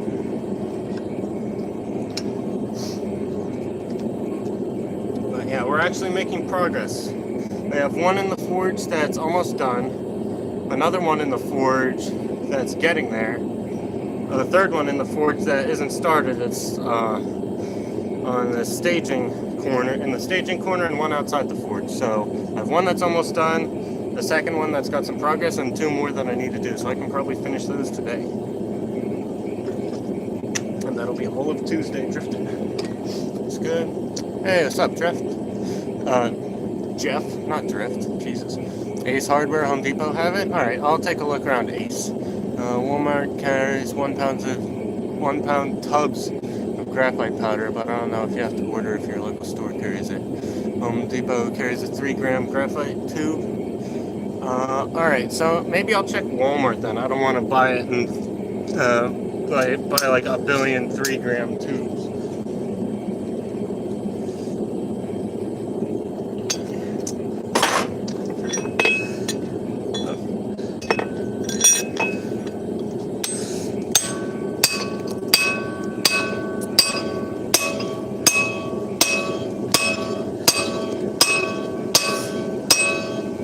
I'll check Ace on my way home from school tomorrow.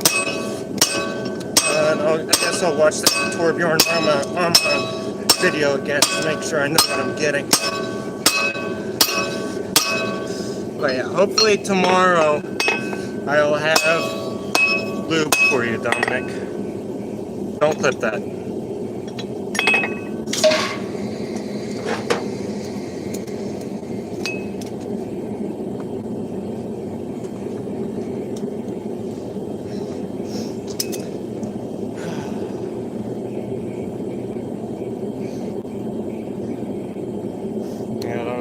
South America. Alright. Yeah, I think Ilya uses charcoal powder. He does. I don't know how well that would work for drifting because it needs to like stick to the drift or it'll just like fall through. It seems like that works pretty good for punching. But yeah.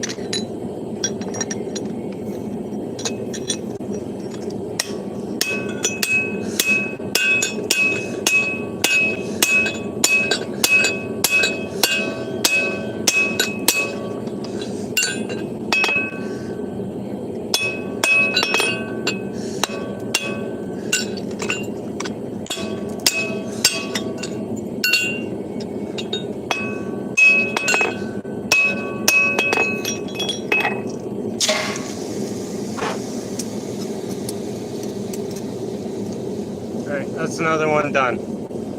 It's not as good, but it's still pretty darn good. Alright. Section 2 goes to Section 1. Staging goes to Section 2. last one goes to staging.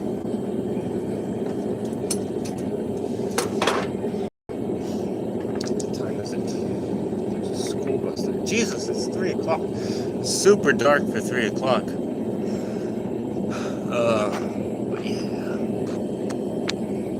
Do you think Tractor Supply would have the stuff for that? Tractor Supply is pretty good. I hate Tractor Supply steel prices though. It's ridiculous. I bought a 3-foot section of 1-inch round bar from Tractor Supply and it cost me $43. $43. It's ridiculous. But it's good material, but goddamn.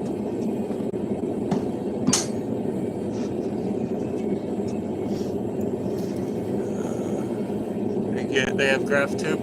Yeah, I'll check Ace on the way home from school tomorrow and see if they have it. It's mild. Is 3 feet of 1-inch mild steel. Yeah, the rod is mild steel. 3 feet of that for $43.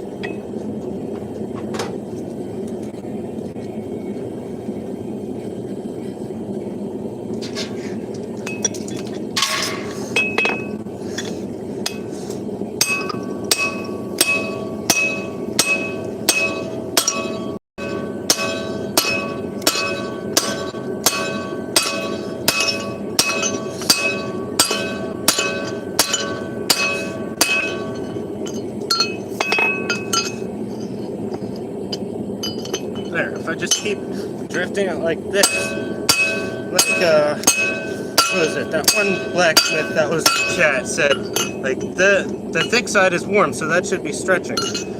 I'll try and get a few good hits in with the cross beam before it just tries to run away.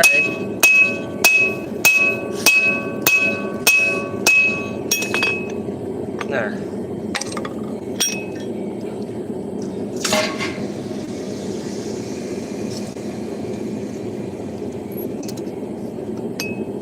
I hate how out of center it is.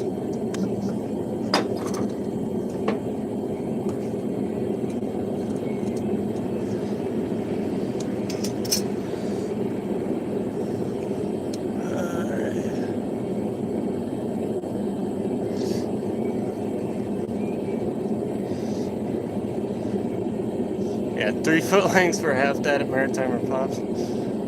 Cost Jesus, $2? Yeah. 3 foot, yeah. Jesus. Yo, Tobacco Maker, how you doing? Newly from Ohio, did you just move? Yeah, did you move there or something? I think we have a couple guys in Ohio. But, yeah, we are just moved. Cool. We are making hammers. I'm just finishing up a batch of one of 3 that I have to do. So, see those 2 buckets right there? Those each have like over a little over a dozen in there. And then this is 8 drifted in the last 2 days. One of them was a little bit goofy, so I set it off to the side. Right there. And I think one of them that's in the forge is a little bit goofy. But other than that, there's just 3 more. Yeah, nice and busy.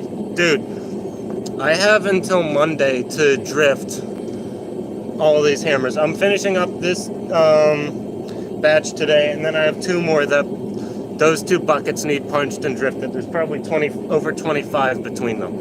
And I have until Monday to do it. It's gonna be tight.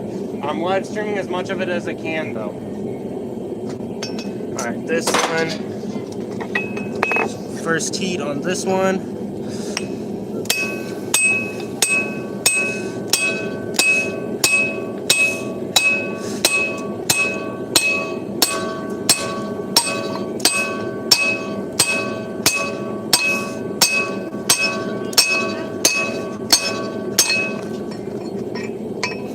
Just like that.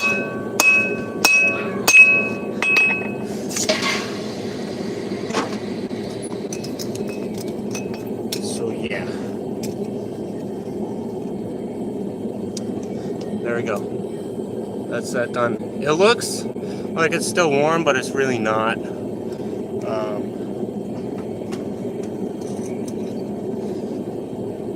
The phone camera is really weird with heats. Yeah, 25 by 1 meter rounds of silver steel, $45. Jeez. Also, my anvil is walking again. Here, so this is where it is now.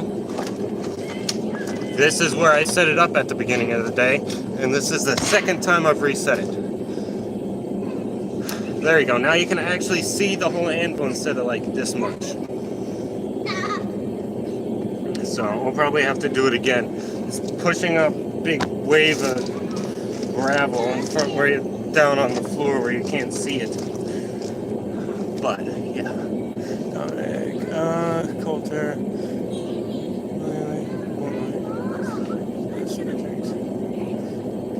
Magic Forever? No.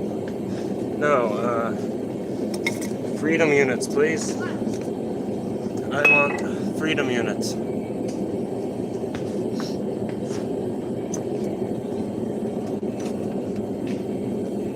Alright.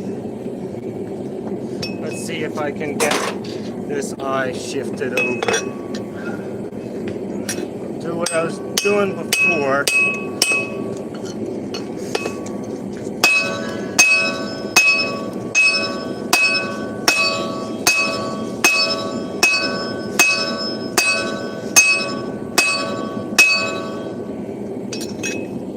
That actually kind of worked. Wow.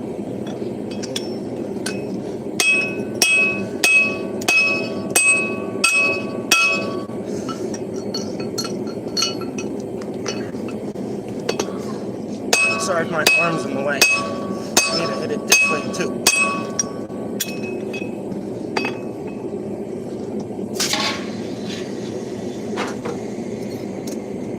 Alright, it's still going to be a little bit goofy, but less goofy. I'll drift from this side.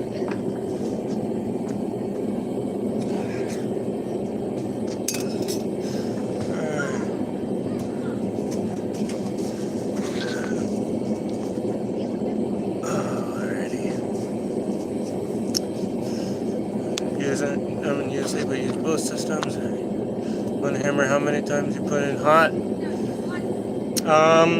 For how many heats for one hammer? That's a good question. Probably like 15 or 20. You know, here's what you know. I have an app for that. Alrighty. That's 9. Yeah, if you do what you gotta do. You gotta use an app for measurements, do it. So you get the best out of both worlds. This particular steel is coming from Austria, so they use common units. Tobacco, I'm also from Ohio, Southwest. We're anti-democratic units. We're in Hillsboro right now, Jeff. Jeff, aren't you in Hillsboro? I guess we'll find out in a sec, but I think Jeff's also in Hillsboro.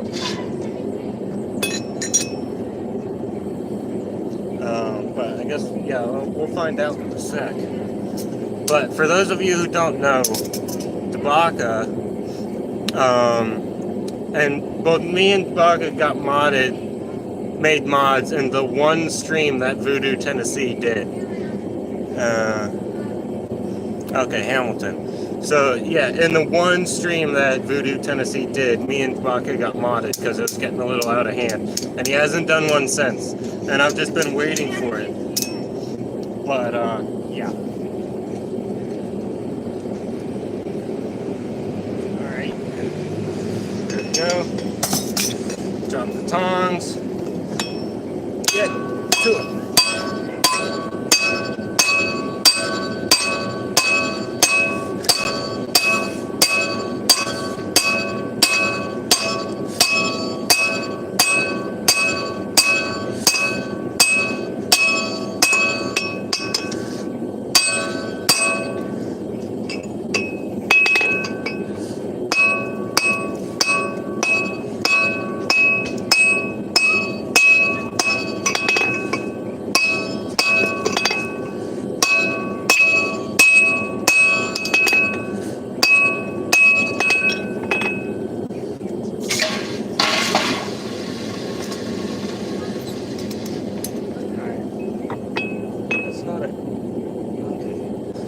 Yeah, there. This one's gonna be nice. The eye is nice and centered on both sides. So this one's gonna be good.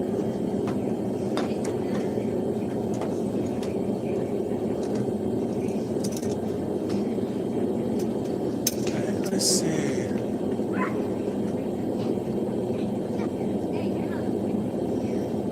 Learn another one? He's inventing another thing? Jeez, dude, chill. Yeah, that's where I remember you from. I still haven't had a chance to play with MagnaCut yet. I swear to God, if it's raining... well, it's raining, so... Alright, you guys are going inside, and I'm turning the forge off, because I ain't forging in the rain. Y'all can sit right here and watch me clean up as fast as possible, unless it starts raining. It stops raining. I don't think it will. Yeah, it's not stopping.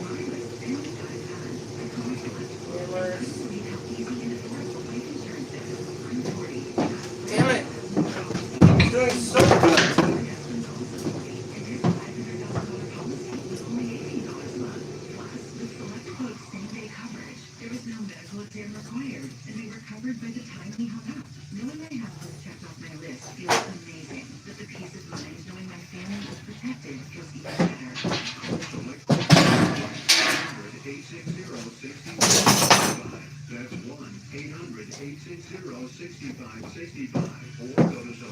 I'm sitting on my stool.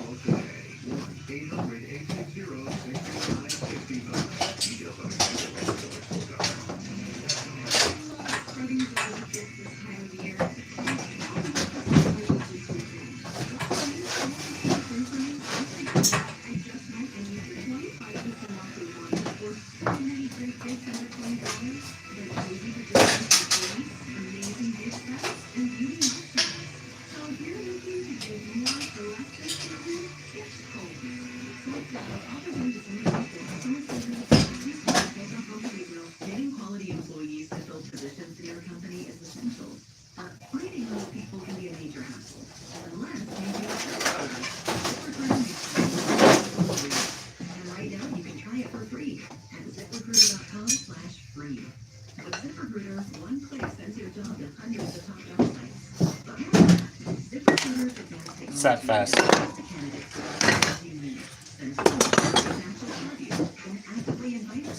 Extension cord. And we're done.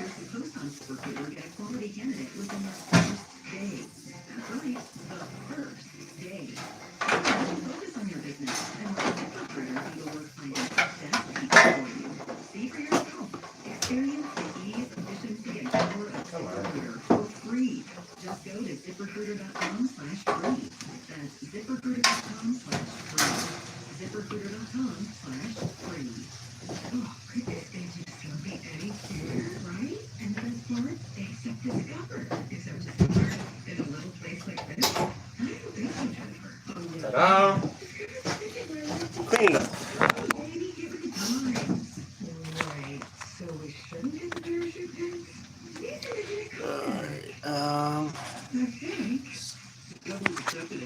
Let's see, still haven't had a chance to play with MagnaCut yet. Grew up in Green Township. Don't know how that's all gonna work with the Crucible bankruptcy. Yeah, what's going on with that? I heard that there was like something going on with Crucible Steel, but yeah, raining, get the fuck out. Yeah. It's forging the rain, what a wonderful feeling, it's happy again. Yeah, quite possibly the opposite. Yeah, forging in the rain sucks. Yeah, this is a pretty nice shop, this is my shop. I haven't cleaned up my mess yet. Here, I'll show you guys around. Come on, turn around, there we go. Alright, so I got all my stuff on the walls. I got vise, welder, sharpening system, WD-40. Camera stands, drill, I got marking tools, I got files, I got welding sticks, got my vice grips, saws, sandpaper, pliers, more sandpaper, struck tools, more files, more struck tools, random junk, water bottle, more sandpaper, calipers, and then these are the golden ratio calipers from Derek Melton. Then I got some copper wire, I got some plumber's tape, I got scissors, spray bottle. This is where all the other measuring stuff goes. Leaf divider or dividers. This is the flatter tool that I made a long time ago. It's one of the original YouTube videos I did. My bench is all full of junk, but I got my respirator, I got a planer, I got more copper wire, welding hood, jeweler's goggles, clamps. Can this thing zoom out any? Apparently not. But as my drill press, welding stuff, handle wood. Yeah. Let's see. Niagara said they have carpenters, some other manufacturers ready to pick up the slack crucible goes under. Is it possible to forge weld in the coal forge? Absolutely, it is possible to forge weld in the coal forge, as long as you have like a air blower to actually do this, to force air through it. Carpenter's the only other company with PM. Alrighty. Bench grinder. This is, I don't know exactly what the grits are. I think this one's like 60 or 80, and this one's like 30 or 36 maybe. This one might be 120. I don't think so though. Belt grinder, piles of belts. That's supposed to have belt storage. I got the radio. Then I got saws, junk. This is my attempt at making ferric chloride, but it's currently rusting through the pickle jar lid. Then I got just more random junk. Alright, these are the 4 knives I've been working on for Christmas. All of these are currently ground to 800. I need to grind them to do the last pass, get them to 1,000, and then I'll hand sand them. Maybe I might do that now. That would be a good thing to do now. Toolbox. This is my drifting hammer. So yeah, that's a drifting hammer. So I don't have I can only drift so much over the 3/4 inch hardy hole on my anvil. So I use this for drifting bigger stuff over. Hammers. This one was as is. This one. Those are all restored hammers. I got Pelican paste. I got beeswax furniture polish, and then I got basically Pelican paste as well. And then I got a bandsaw, and then wood, and a bunch more wood and stuff. And then the rest of this is just lawn care storage. So yeah. And it looks like it stopped raining, so I don't know if I want to get all this stuff back out again. I think I'm just going to be done for today. Ferric is really concentrated if it's busting through the lid. Yeah, it's not good. Peter, I even prefer to forge weld in my coal forge than my gas forge. Yeah, welding a gas forge takes a lot of gas. Like a lot. So yeah, great, thumbs up. Okay, thank you, Star World. Some people use wood ashes instead of graphite. Yeah, we have lots of those. That's actually something I could do. Like I said before, I don't think the wood ashes would work just by themselves, because it needs to stick to the drift somehow. And I guess I could just use the water from dunking it, but like a liquid lubricant I think would be better for drifting. But yeah, that's an idea. I can certainly try that. Or forced air. Yeah, forced air propane is really nice to drift or to forge weld in. Alright, so what I'm gonna do now, I'll get the camera stand, and then I'll set you guys up here, and then you can watch me do the rest of the grinding on these knives. Try mixing the ash with dish soap. Okay. Yeah, I can do that. Or maybe, I don't know, oil might not oil or water. It would have to be something that wouldn't burn or evaporate off. I guess that's what the dish soap is. Because that's like a third kind of liquid. Alright. Put this on and bring stuff over.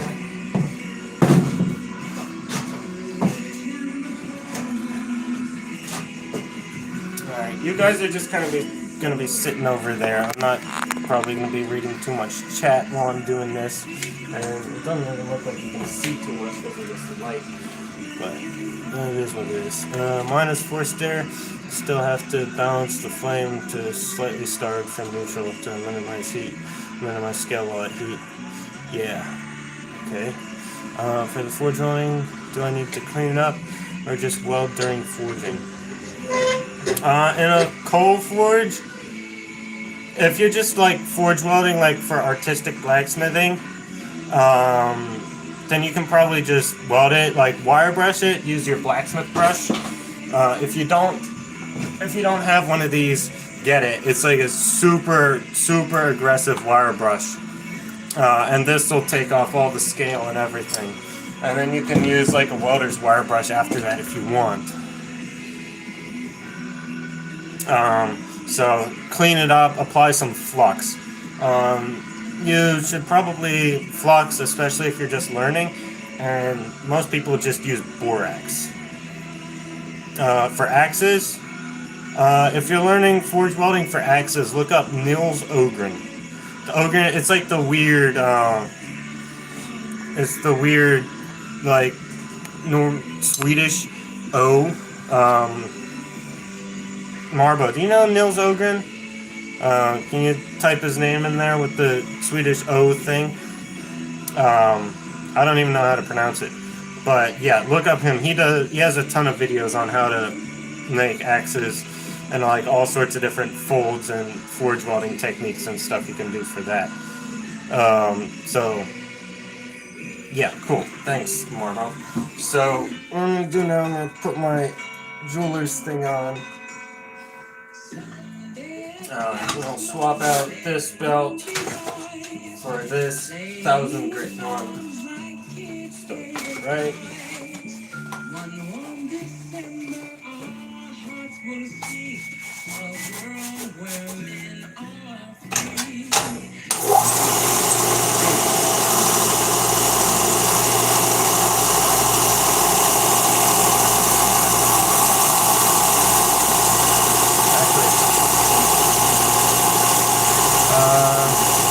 Yeah, I think it's like the O with the slash through it, I think. But let's see. Can you see? So if you have a belt grinder like this, and you scooch the belt off the edge, here, I'll show you what I'm talking about.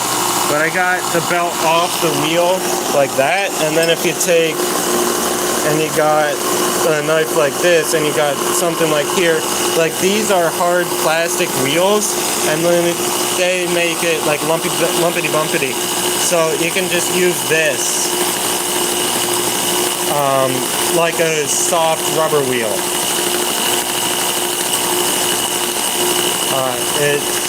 You have to be careful. It's easier to use two hands. I'm using one hand to hold the phone right now. But there's maybe some way, but then you get nice, and it's not like lumpity bumpity. Here. Hold tight for just one.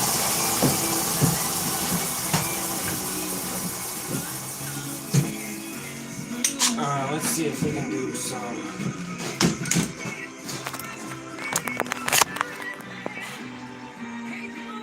It is the O with the dots? Okay. I thought it was like the O with the slash through. That's my bad.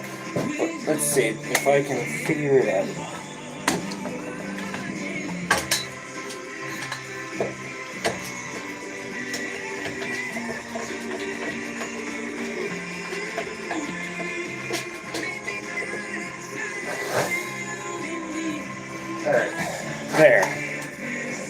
hopefully this won't get... Okay, Niels Ogren. Okay, cool. So hopefully this won't get in my way too much. But there, now you'll be able to see what I'm doing. Alright, so I'm gonna go through on this softened, like you can see how that, like that's hung off the wheel there. So I'm gonna go through and go over the profile basically with that. And that'll make get the profile up to 1,000. And you just have to be careful to make sure like you keep it level and even, and since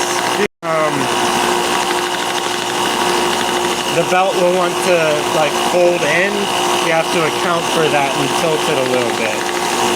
But then I'll also go over the corners, just polish them up like so.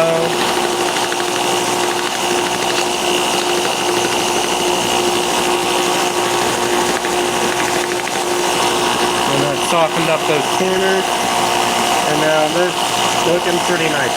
So I'll do the same thing for the end, I guess like the pommel of the knife. Kind of fight me.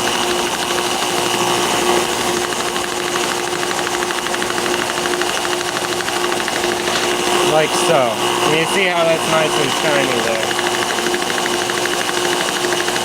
You can bring that up pretty close. Alright. Because you can't really see it from where you're at, but because of the way that like the belt flexes and rebounds, you can get into some surprisingly tight corners. But just to get the rest of those 800 grit scratches, I'm going to go like that, and that'll make that nice and shiny.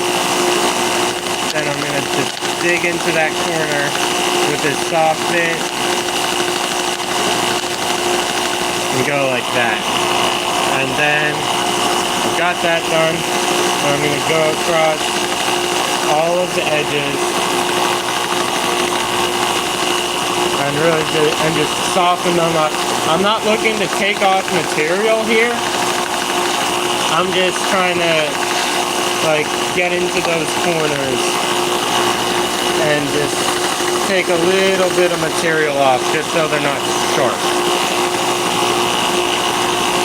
So that's this side. And then after I get done with this, I'm going to do the same thing for all the rest of the knife. And then on this part in here in the coil, I'm really going to hang out with that belt for a little bit and really try and soften up that corner up a lot more than the other ones, because when you're actually using this knife, your finger is going to live in there like that. So you can see a little bit better what I'm doing. But your finger actually lives in there, so you really want to make sure that spot is nice and soft. So that's this one done. Alright, what have you guys been saying?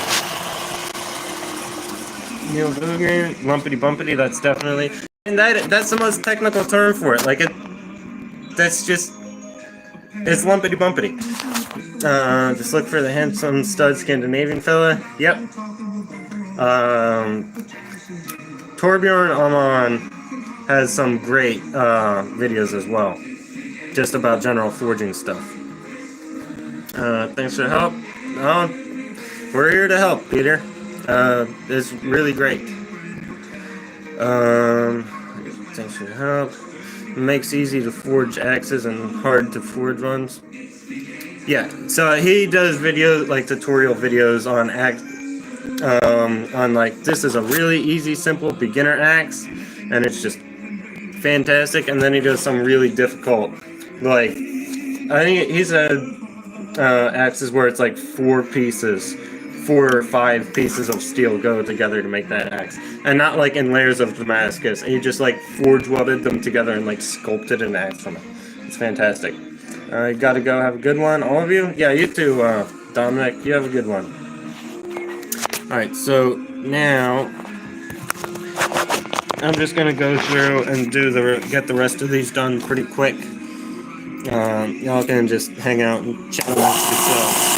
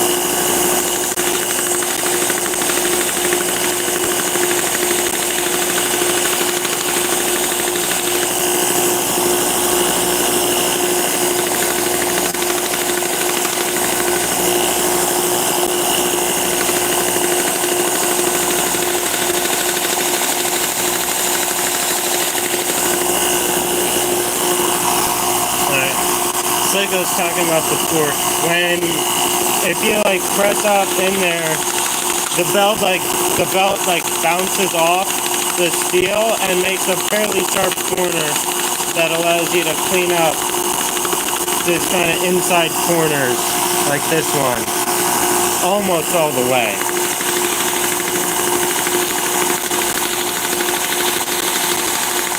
You still have to get at it from a couple different angles for it to really work, but it works pretty good. I'll still clean it up this way just to make sure I got everything.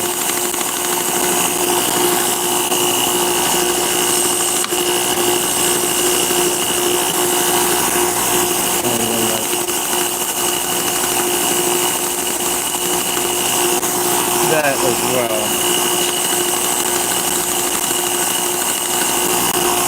Good. So there's that, and now I'm just going to go through and take off these corners. Really hit them pretty hard in the soil there, where there's going to be lots of contact with the user. And then on the rest of it, just buzz across. You really don't need to go crazy, but it should soften them up a little bit. And doing it this way is a lot better than trying to do it by hand with sandpaper, because that'll take a while.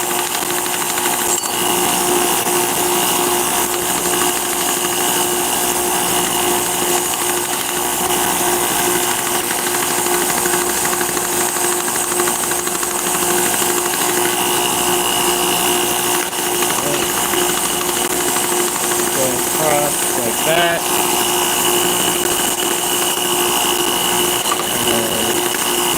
You have to try it when you're doing this. You have to like get a feeling for where the wheel ends and not run into it, because it makes all sorts of lumpity bumps in your teeth, even at this high grit.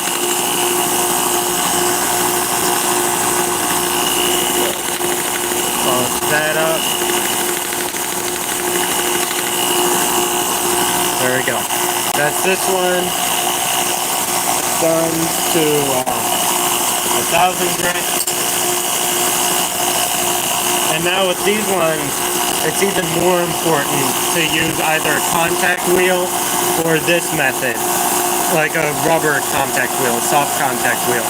Because like a hard contact wheel, it's almost impossible to make a surface that looks smooth. It might like feel smooth, but it doesn't look smooth. And they're not everything, but looks are very important.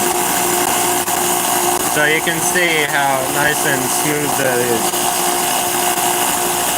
right there.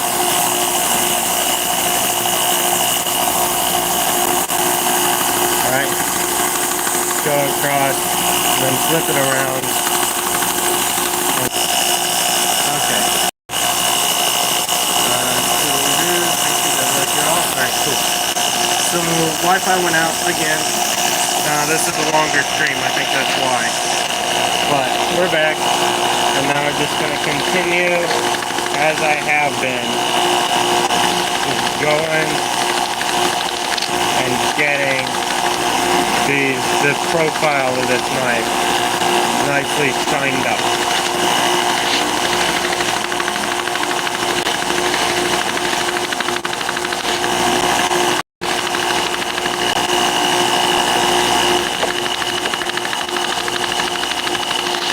Now this choil here is sharp enough that even like you can't really get in there just with a belt, so you have to go through with the edge of the belt like that.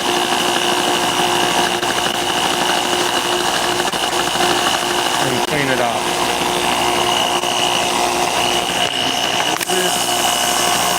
Pending job interview, so I have to go through. Have a great day, everyone. See you, Vodka. Later. Alright, so this one I'm going to want to do a bit of hand sanding on, because you can see it's not quite even, because I've just been cleaning it up like that. And that's not hard, but it's very difficult to get a perfectly even curve without a wheel exactly that thick.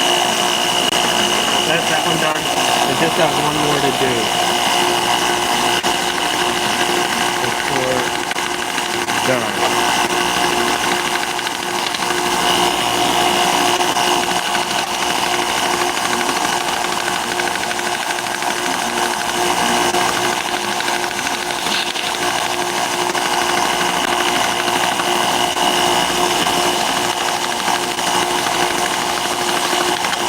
I forgot to take the edges off the other one. I'll get to that after this.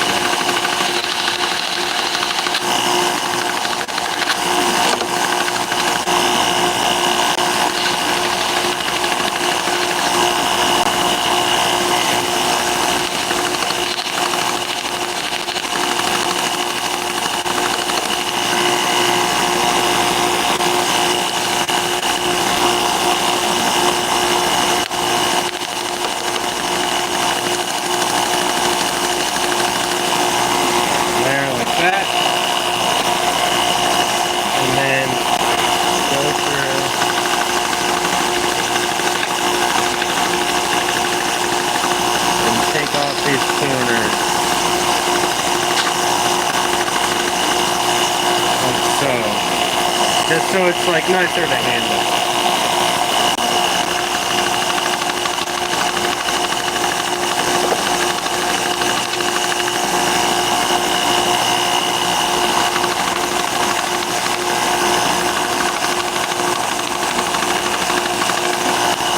Like so. Go through like that.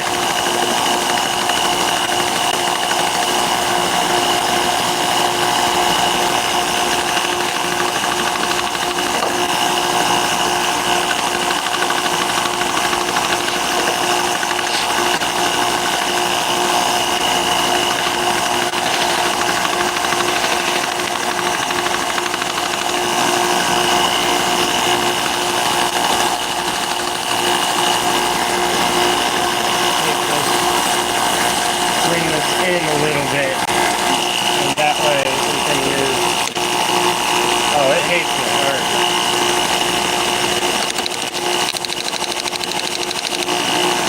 Well, it's still cleaning it up okay. No, it ain't. What is going on?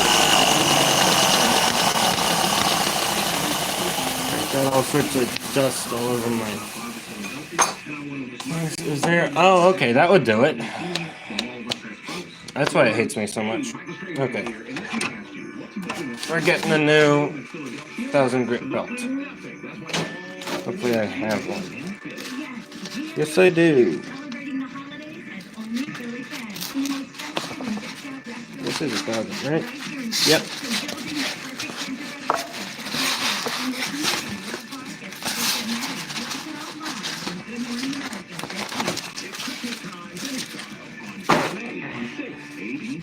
Hope you guys like Christmas music. That's what we got on the radio right now.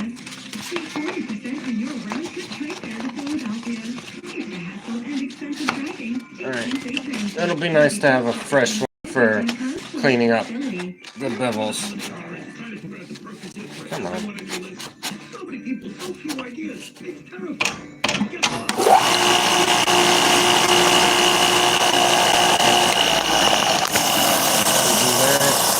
Very impressive. Thank you, Rose. Which metal is this? Do you know how to make all things like this? I do not know how to make all things. These knives are from 52-100. It's bearing steel. I got the bearings down here. So this is actually the bearing that I forged these from. So see that empty section? Split that into like roughly 5 parts. 4 of them went to make these knives, and 1 of them went to making the friction folder that I recently finished.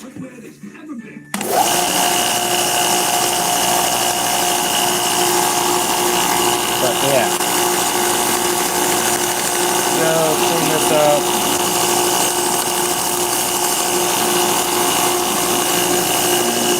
Clean this out a little more. Moving this out. Remove all the lumpity bumpities.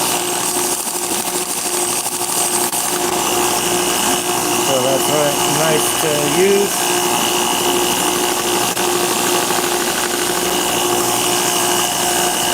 Now I'll take off the edges on this one too.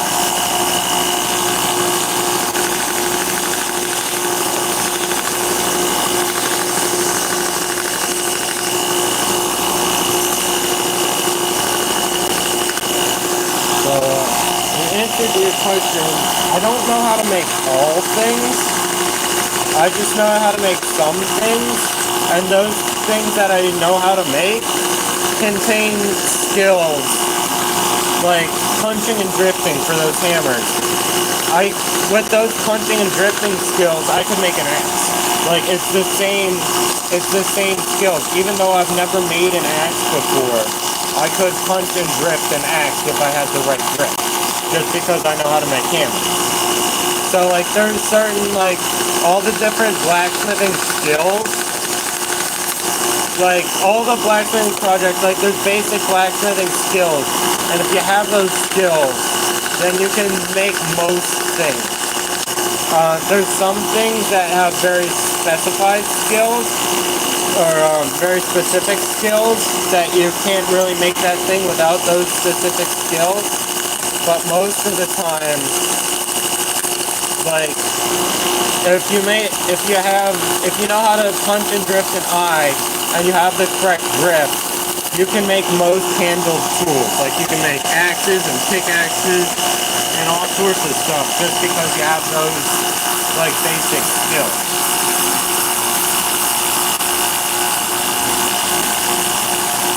So, yeah, that should answer your question. Alright. Okay. One more thing. If you're grinding and you've got the belt off the edge like that, the edge of this belt, when it's going real quick, is basically a saw. And so that's how that cut happened right there. So you gotta be careful. Alright, so now what I'm gonna do, so you can see up to there. Okay, you should be able to see. Alrighty, so what I'm going to do now is I'm going to take and I'm going to clean up the bevels. Clean the bevels on these up to 1,000 grit. It should go pretty quick. 1,000 grit goes quick. But I'll just set I'll set the belt pretty close to the edge, scoot in a little bit, and then I'll just, alright, let's see. So you see how the grind lines are going this way right now? Like, can you see the scratch pattern? Oh, sorry. You'll see the scratch pattern going this way. So I'm going to hold the knife like this so that it's going to make a new scratch pattern. And that new scratch pattern is going to tell me when I've actually gotten it, like all the old scratches out.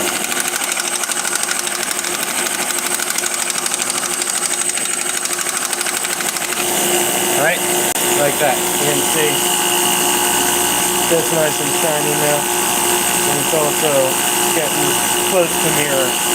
I'm going to hand sand it and then I'm going to polish it. And once I've gotten that done, it's going to be really shiny. It's going to be like a dull mirror. Not quite like mirror polish, but very close.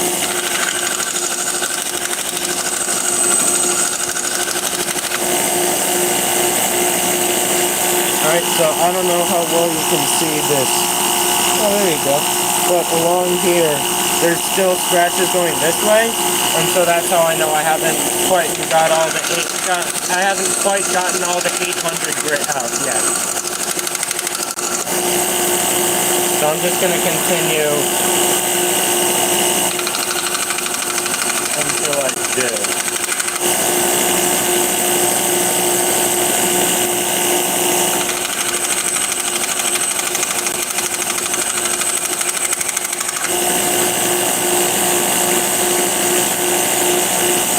We're getting there.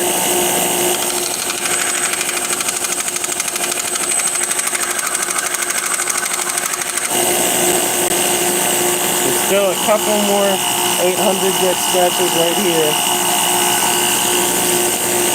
But really all along the edge here, there's some 800 grit, but the rest is solidly 1,000.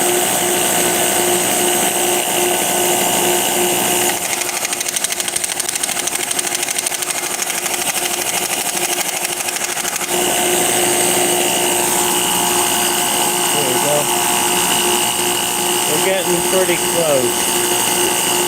There's still a little bit of 800 grit fuzz along the edge there.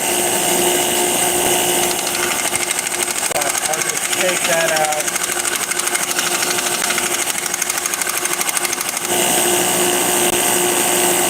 Like so.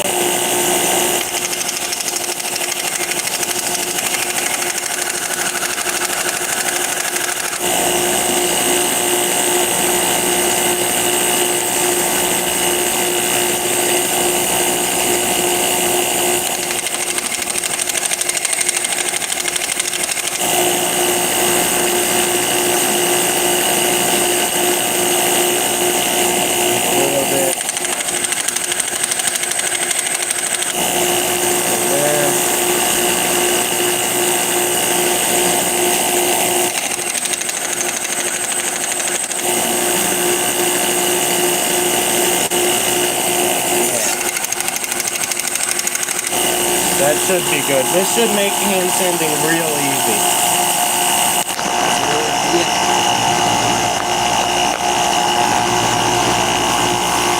Now I'm going to scoot this belt over to the other side. See if I can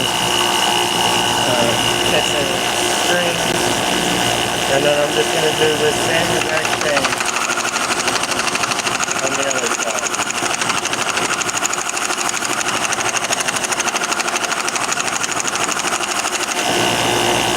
Just like that. And I'm just going to keep going. This does take a little bit of time, especially if you're being real thorough, but it's well worth it in saving sanding time.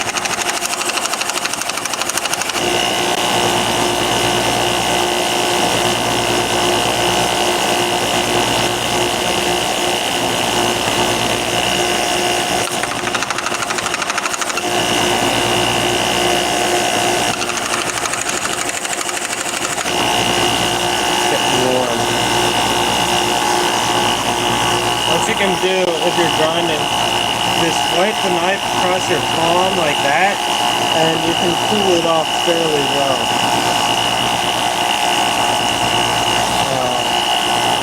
Like that.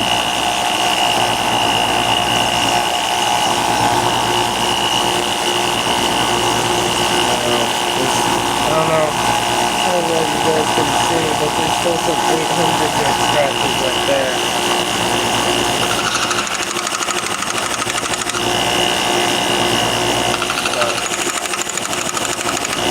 Get those.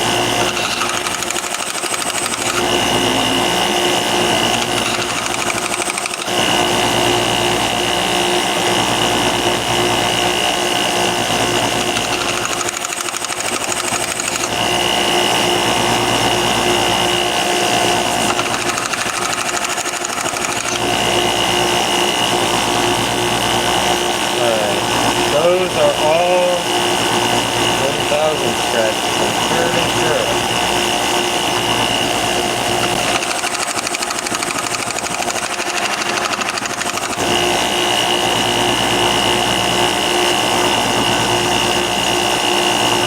There's a little bit there.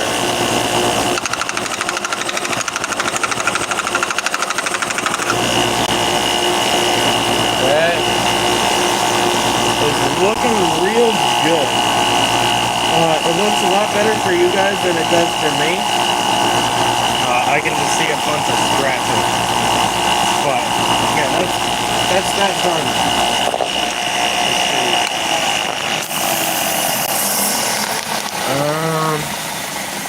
I'm mad that I really stand above 400 because I don't believe in myself. Hand sand the rest of the way it doesn't count. Yeah, it takes a bit of practice. This is like my second set grinding instead of hand sanding, so maybe I'm just proving my own point here. But yeah, the cold Marbo, you saw the that one friction folder I did. That friction folder was the first knife I ground. Instead of I ground up through the grits instead of hand sanding through because I just got this pack of belts. I wondered how much price for this in Indian money. Well, this set of 4 knives is going to be $250. I should probably charge more than I do, but that's like a decent chunk of money, so I'm cool with it. Coulter, if you could translate that into, what was it, ruples, I think is Indian money, that would be great. I can't exactly, I can't Google stuff, because if I Google stuff, then it pauses the live stream until I'm done. So, $250 for the 4 knives. $250 American. We're going to do this again all day tomorrow. In fact, the first prize tomorrow morning. And then translating it to Indian money. Win it now. B101philly.com. Alright, and while you're doing that, I'm going to get back to it.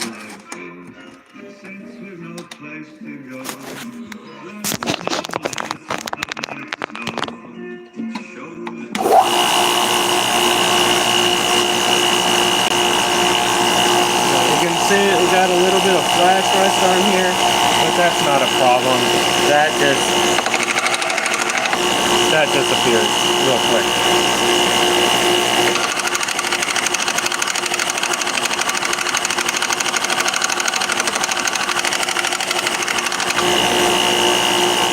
Just like that. It's not a problem. Great.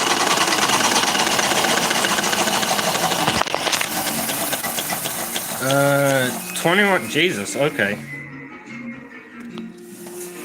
Alright, well, I just done exploded a belt. I'll do the other sides, assuming I don't explode those too. Or I guess I could just narrow it. I'll get my scissors. Or maybe I don't even need scissors. We'll see. If I just tear this up.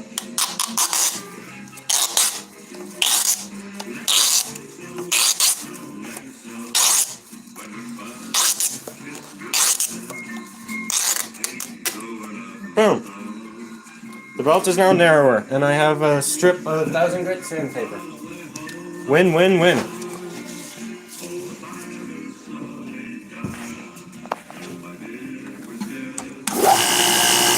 just have to switch it over more now. It looks a little weird, but it still works fine.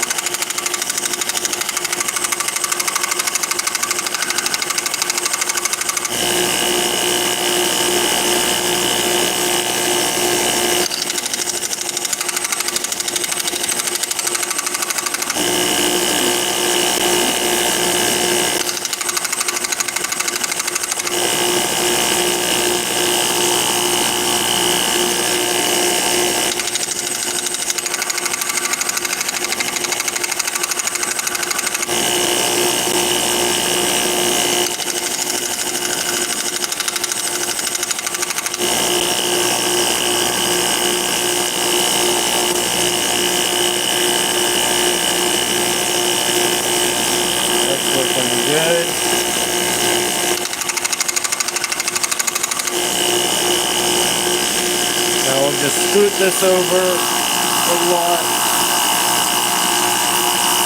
Way over.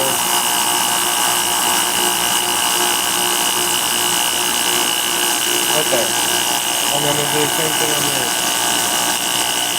So baking soda prevents flour bursting. If it's good, you're dunking water in normal flour test. Yeah, I just was using a soup can of water from my Slack tub. So I didn't have any baking soda in there.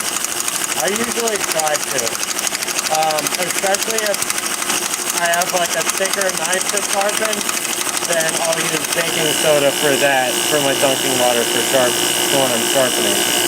But usually I don't have dunking water for sharpening. The baking soda water thing is also great for when you're hand sanding. I usually use WD-40 to hand sand now, but the baking soda thing is still a helpful thing.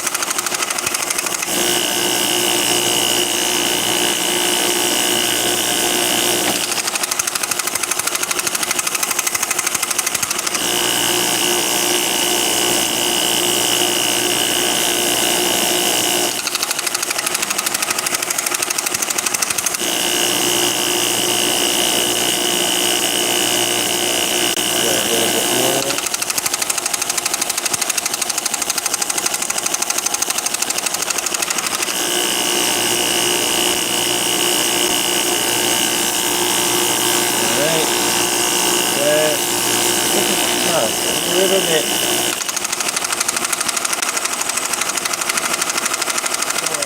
Doesn't want to go. That's what I'll have to do. I can get it out there.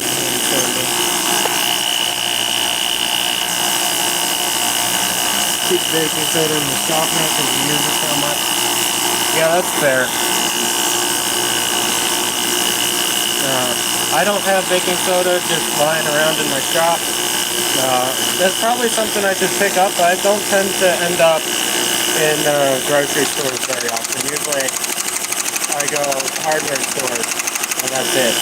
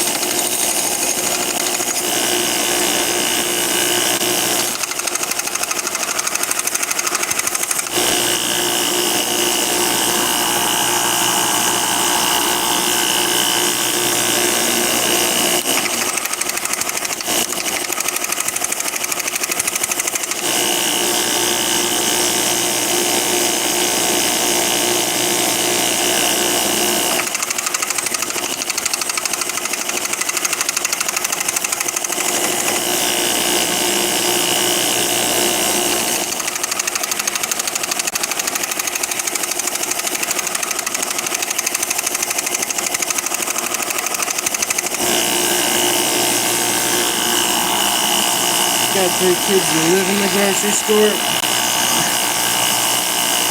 Yeah, that's fair. Like I said, I don't end up in grocery stores much just because, like, I'm still at home because I'm 17, so I don't really need to buy food.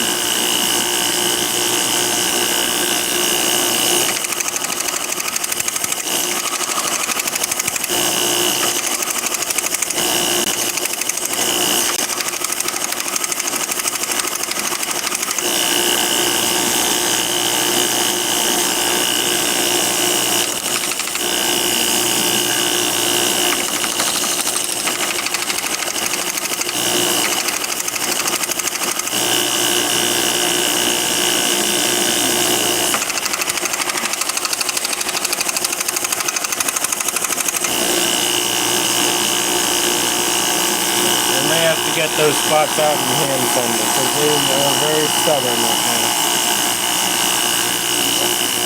Shift it over.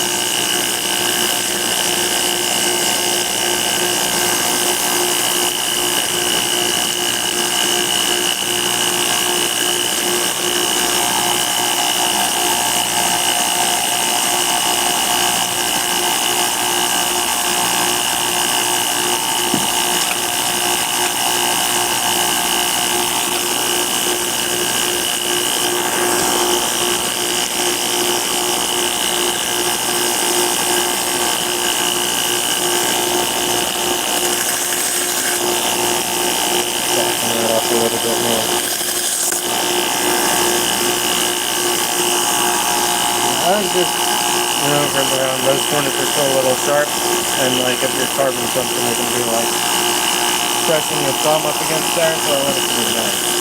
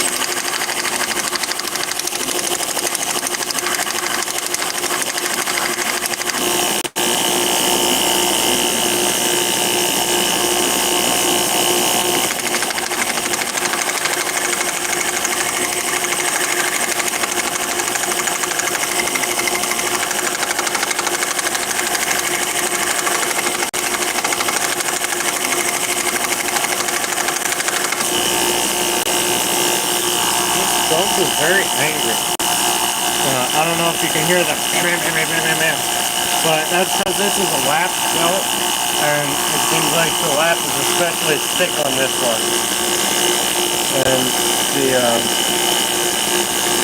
grit lines are fighting me too.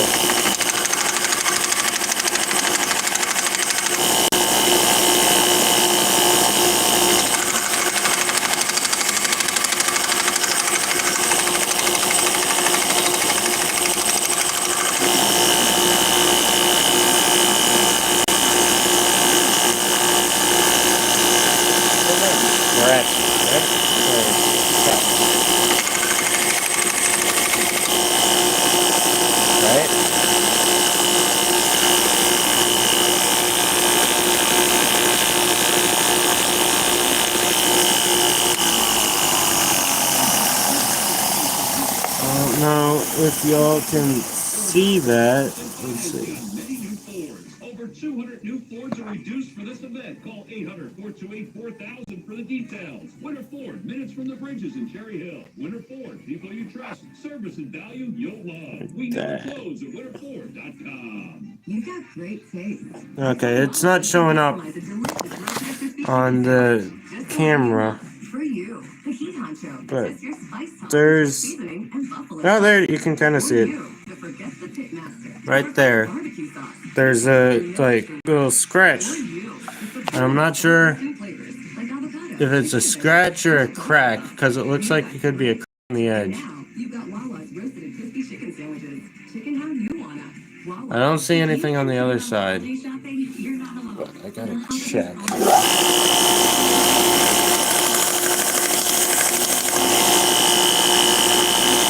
That other side.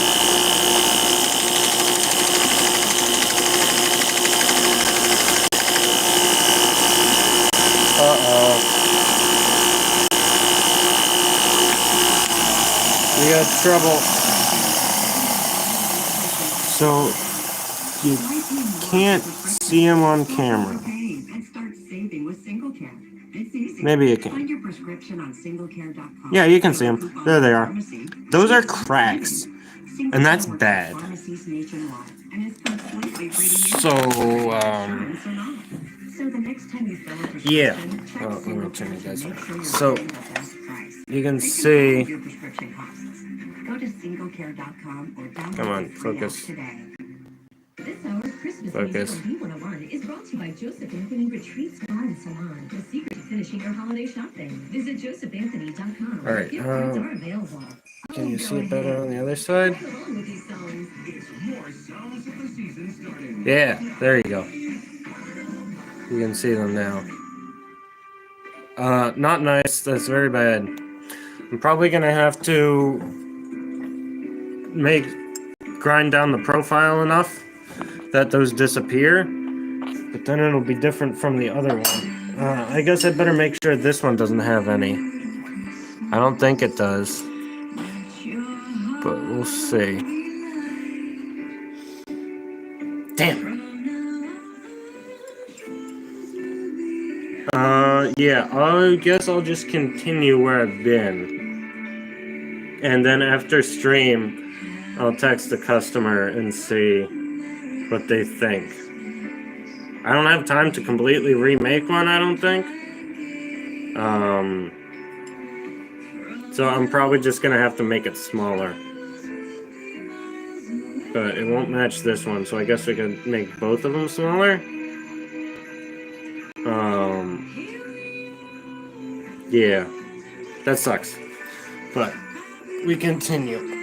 And I took a sec to stretch, to get a drink. But yeah, that sucks.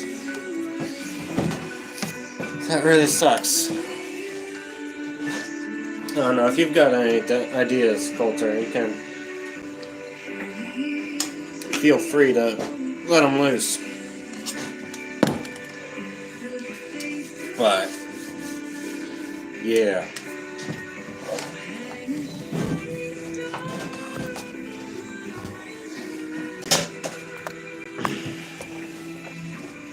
Yep, knife makers don't make mistakes, they just make smaller knives. The problem, like, if it was just like 4 different knives, it'd be like, okay, just run the profile down a little bit. But the problem is, this was an order for 2 sets of 2 matching knives. So I made 2 longer, like Bowie kind of buck style knives, and then these shorter EDC style knives. And so then if I just cut that one down a little bit, the EDC style ones won't match as well.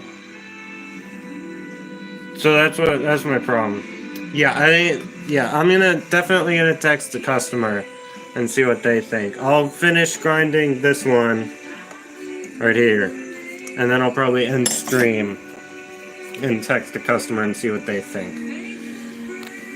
But yeah, that really sucks. So yeah, then we get back around. Let's finish up this last one.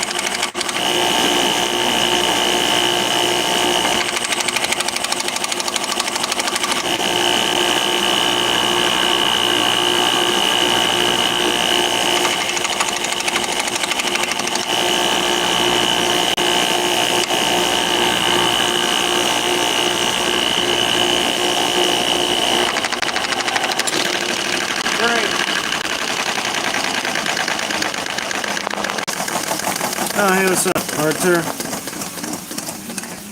It started raining, and I just exploded another section of belt. It started raining, so I quit doing the hammers because it started raining. We made pretty good progress, but I've just been grinding these knives and finishing up the grinding on these knives, and we discovered with this one that this one has 2 small cracks. I don't know if you can see those. They don't show up super well on camera. There you go, you can see them.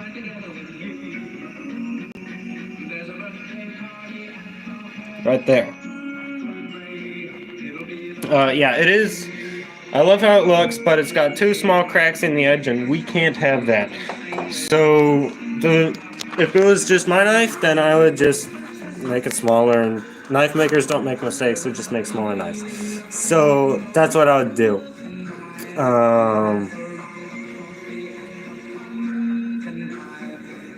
Yeah. So I'm gonna have to talk to the customer about that.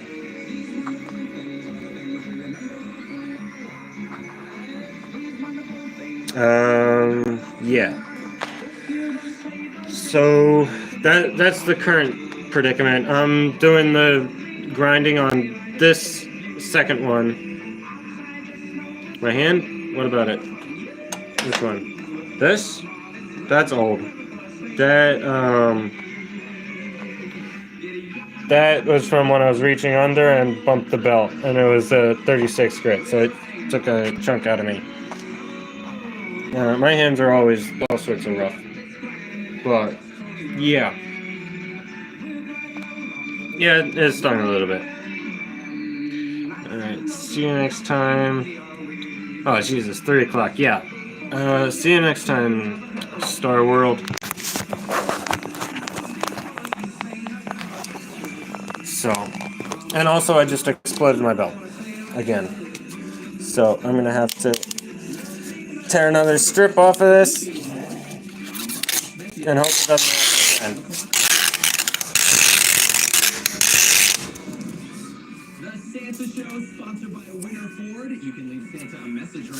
Got a little skinny belt. This was 4 inches, now it's probably 2. But it still works. You just have to get it. Lovely. Okay.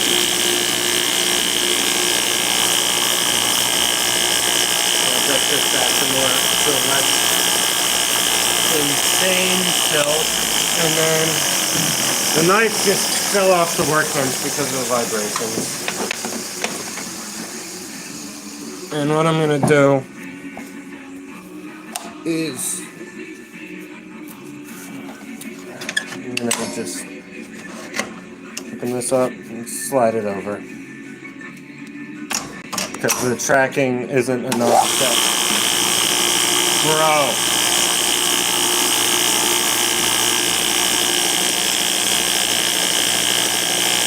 Yeah, it looks like I'm gonna have a 1x36. Come on, get over there. I can't even track it over anymore. For Pete's sake. There we go. Finally, and it's just... Yeah. Okay, you know what? I am done for today. That's enough things going wrong. It's assigned to end stream. Cool. 1x42, yep. Share to my Facebook and share to my friends. Alright, thank you, Star World, though I am ending stream now because we've had a series of unfortunate events. And I'm tired, I'm not gonna keep trying. We'll come back to this later. So, thank you, all of you. Subscribe if you're not subscribed. I'm going to be doing more streams. I'm going to be doing a lot more live streams to try and push towards 3,000 watch hours so I can get monetized. Thank you, and have a good one.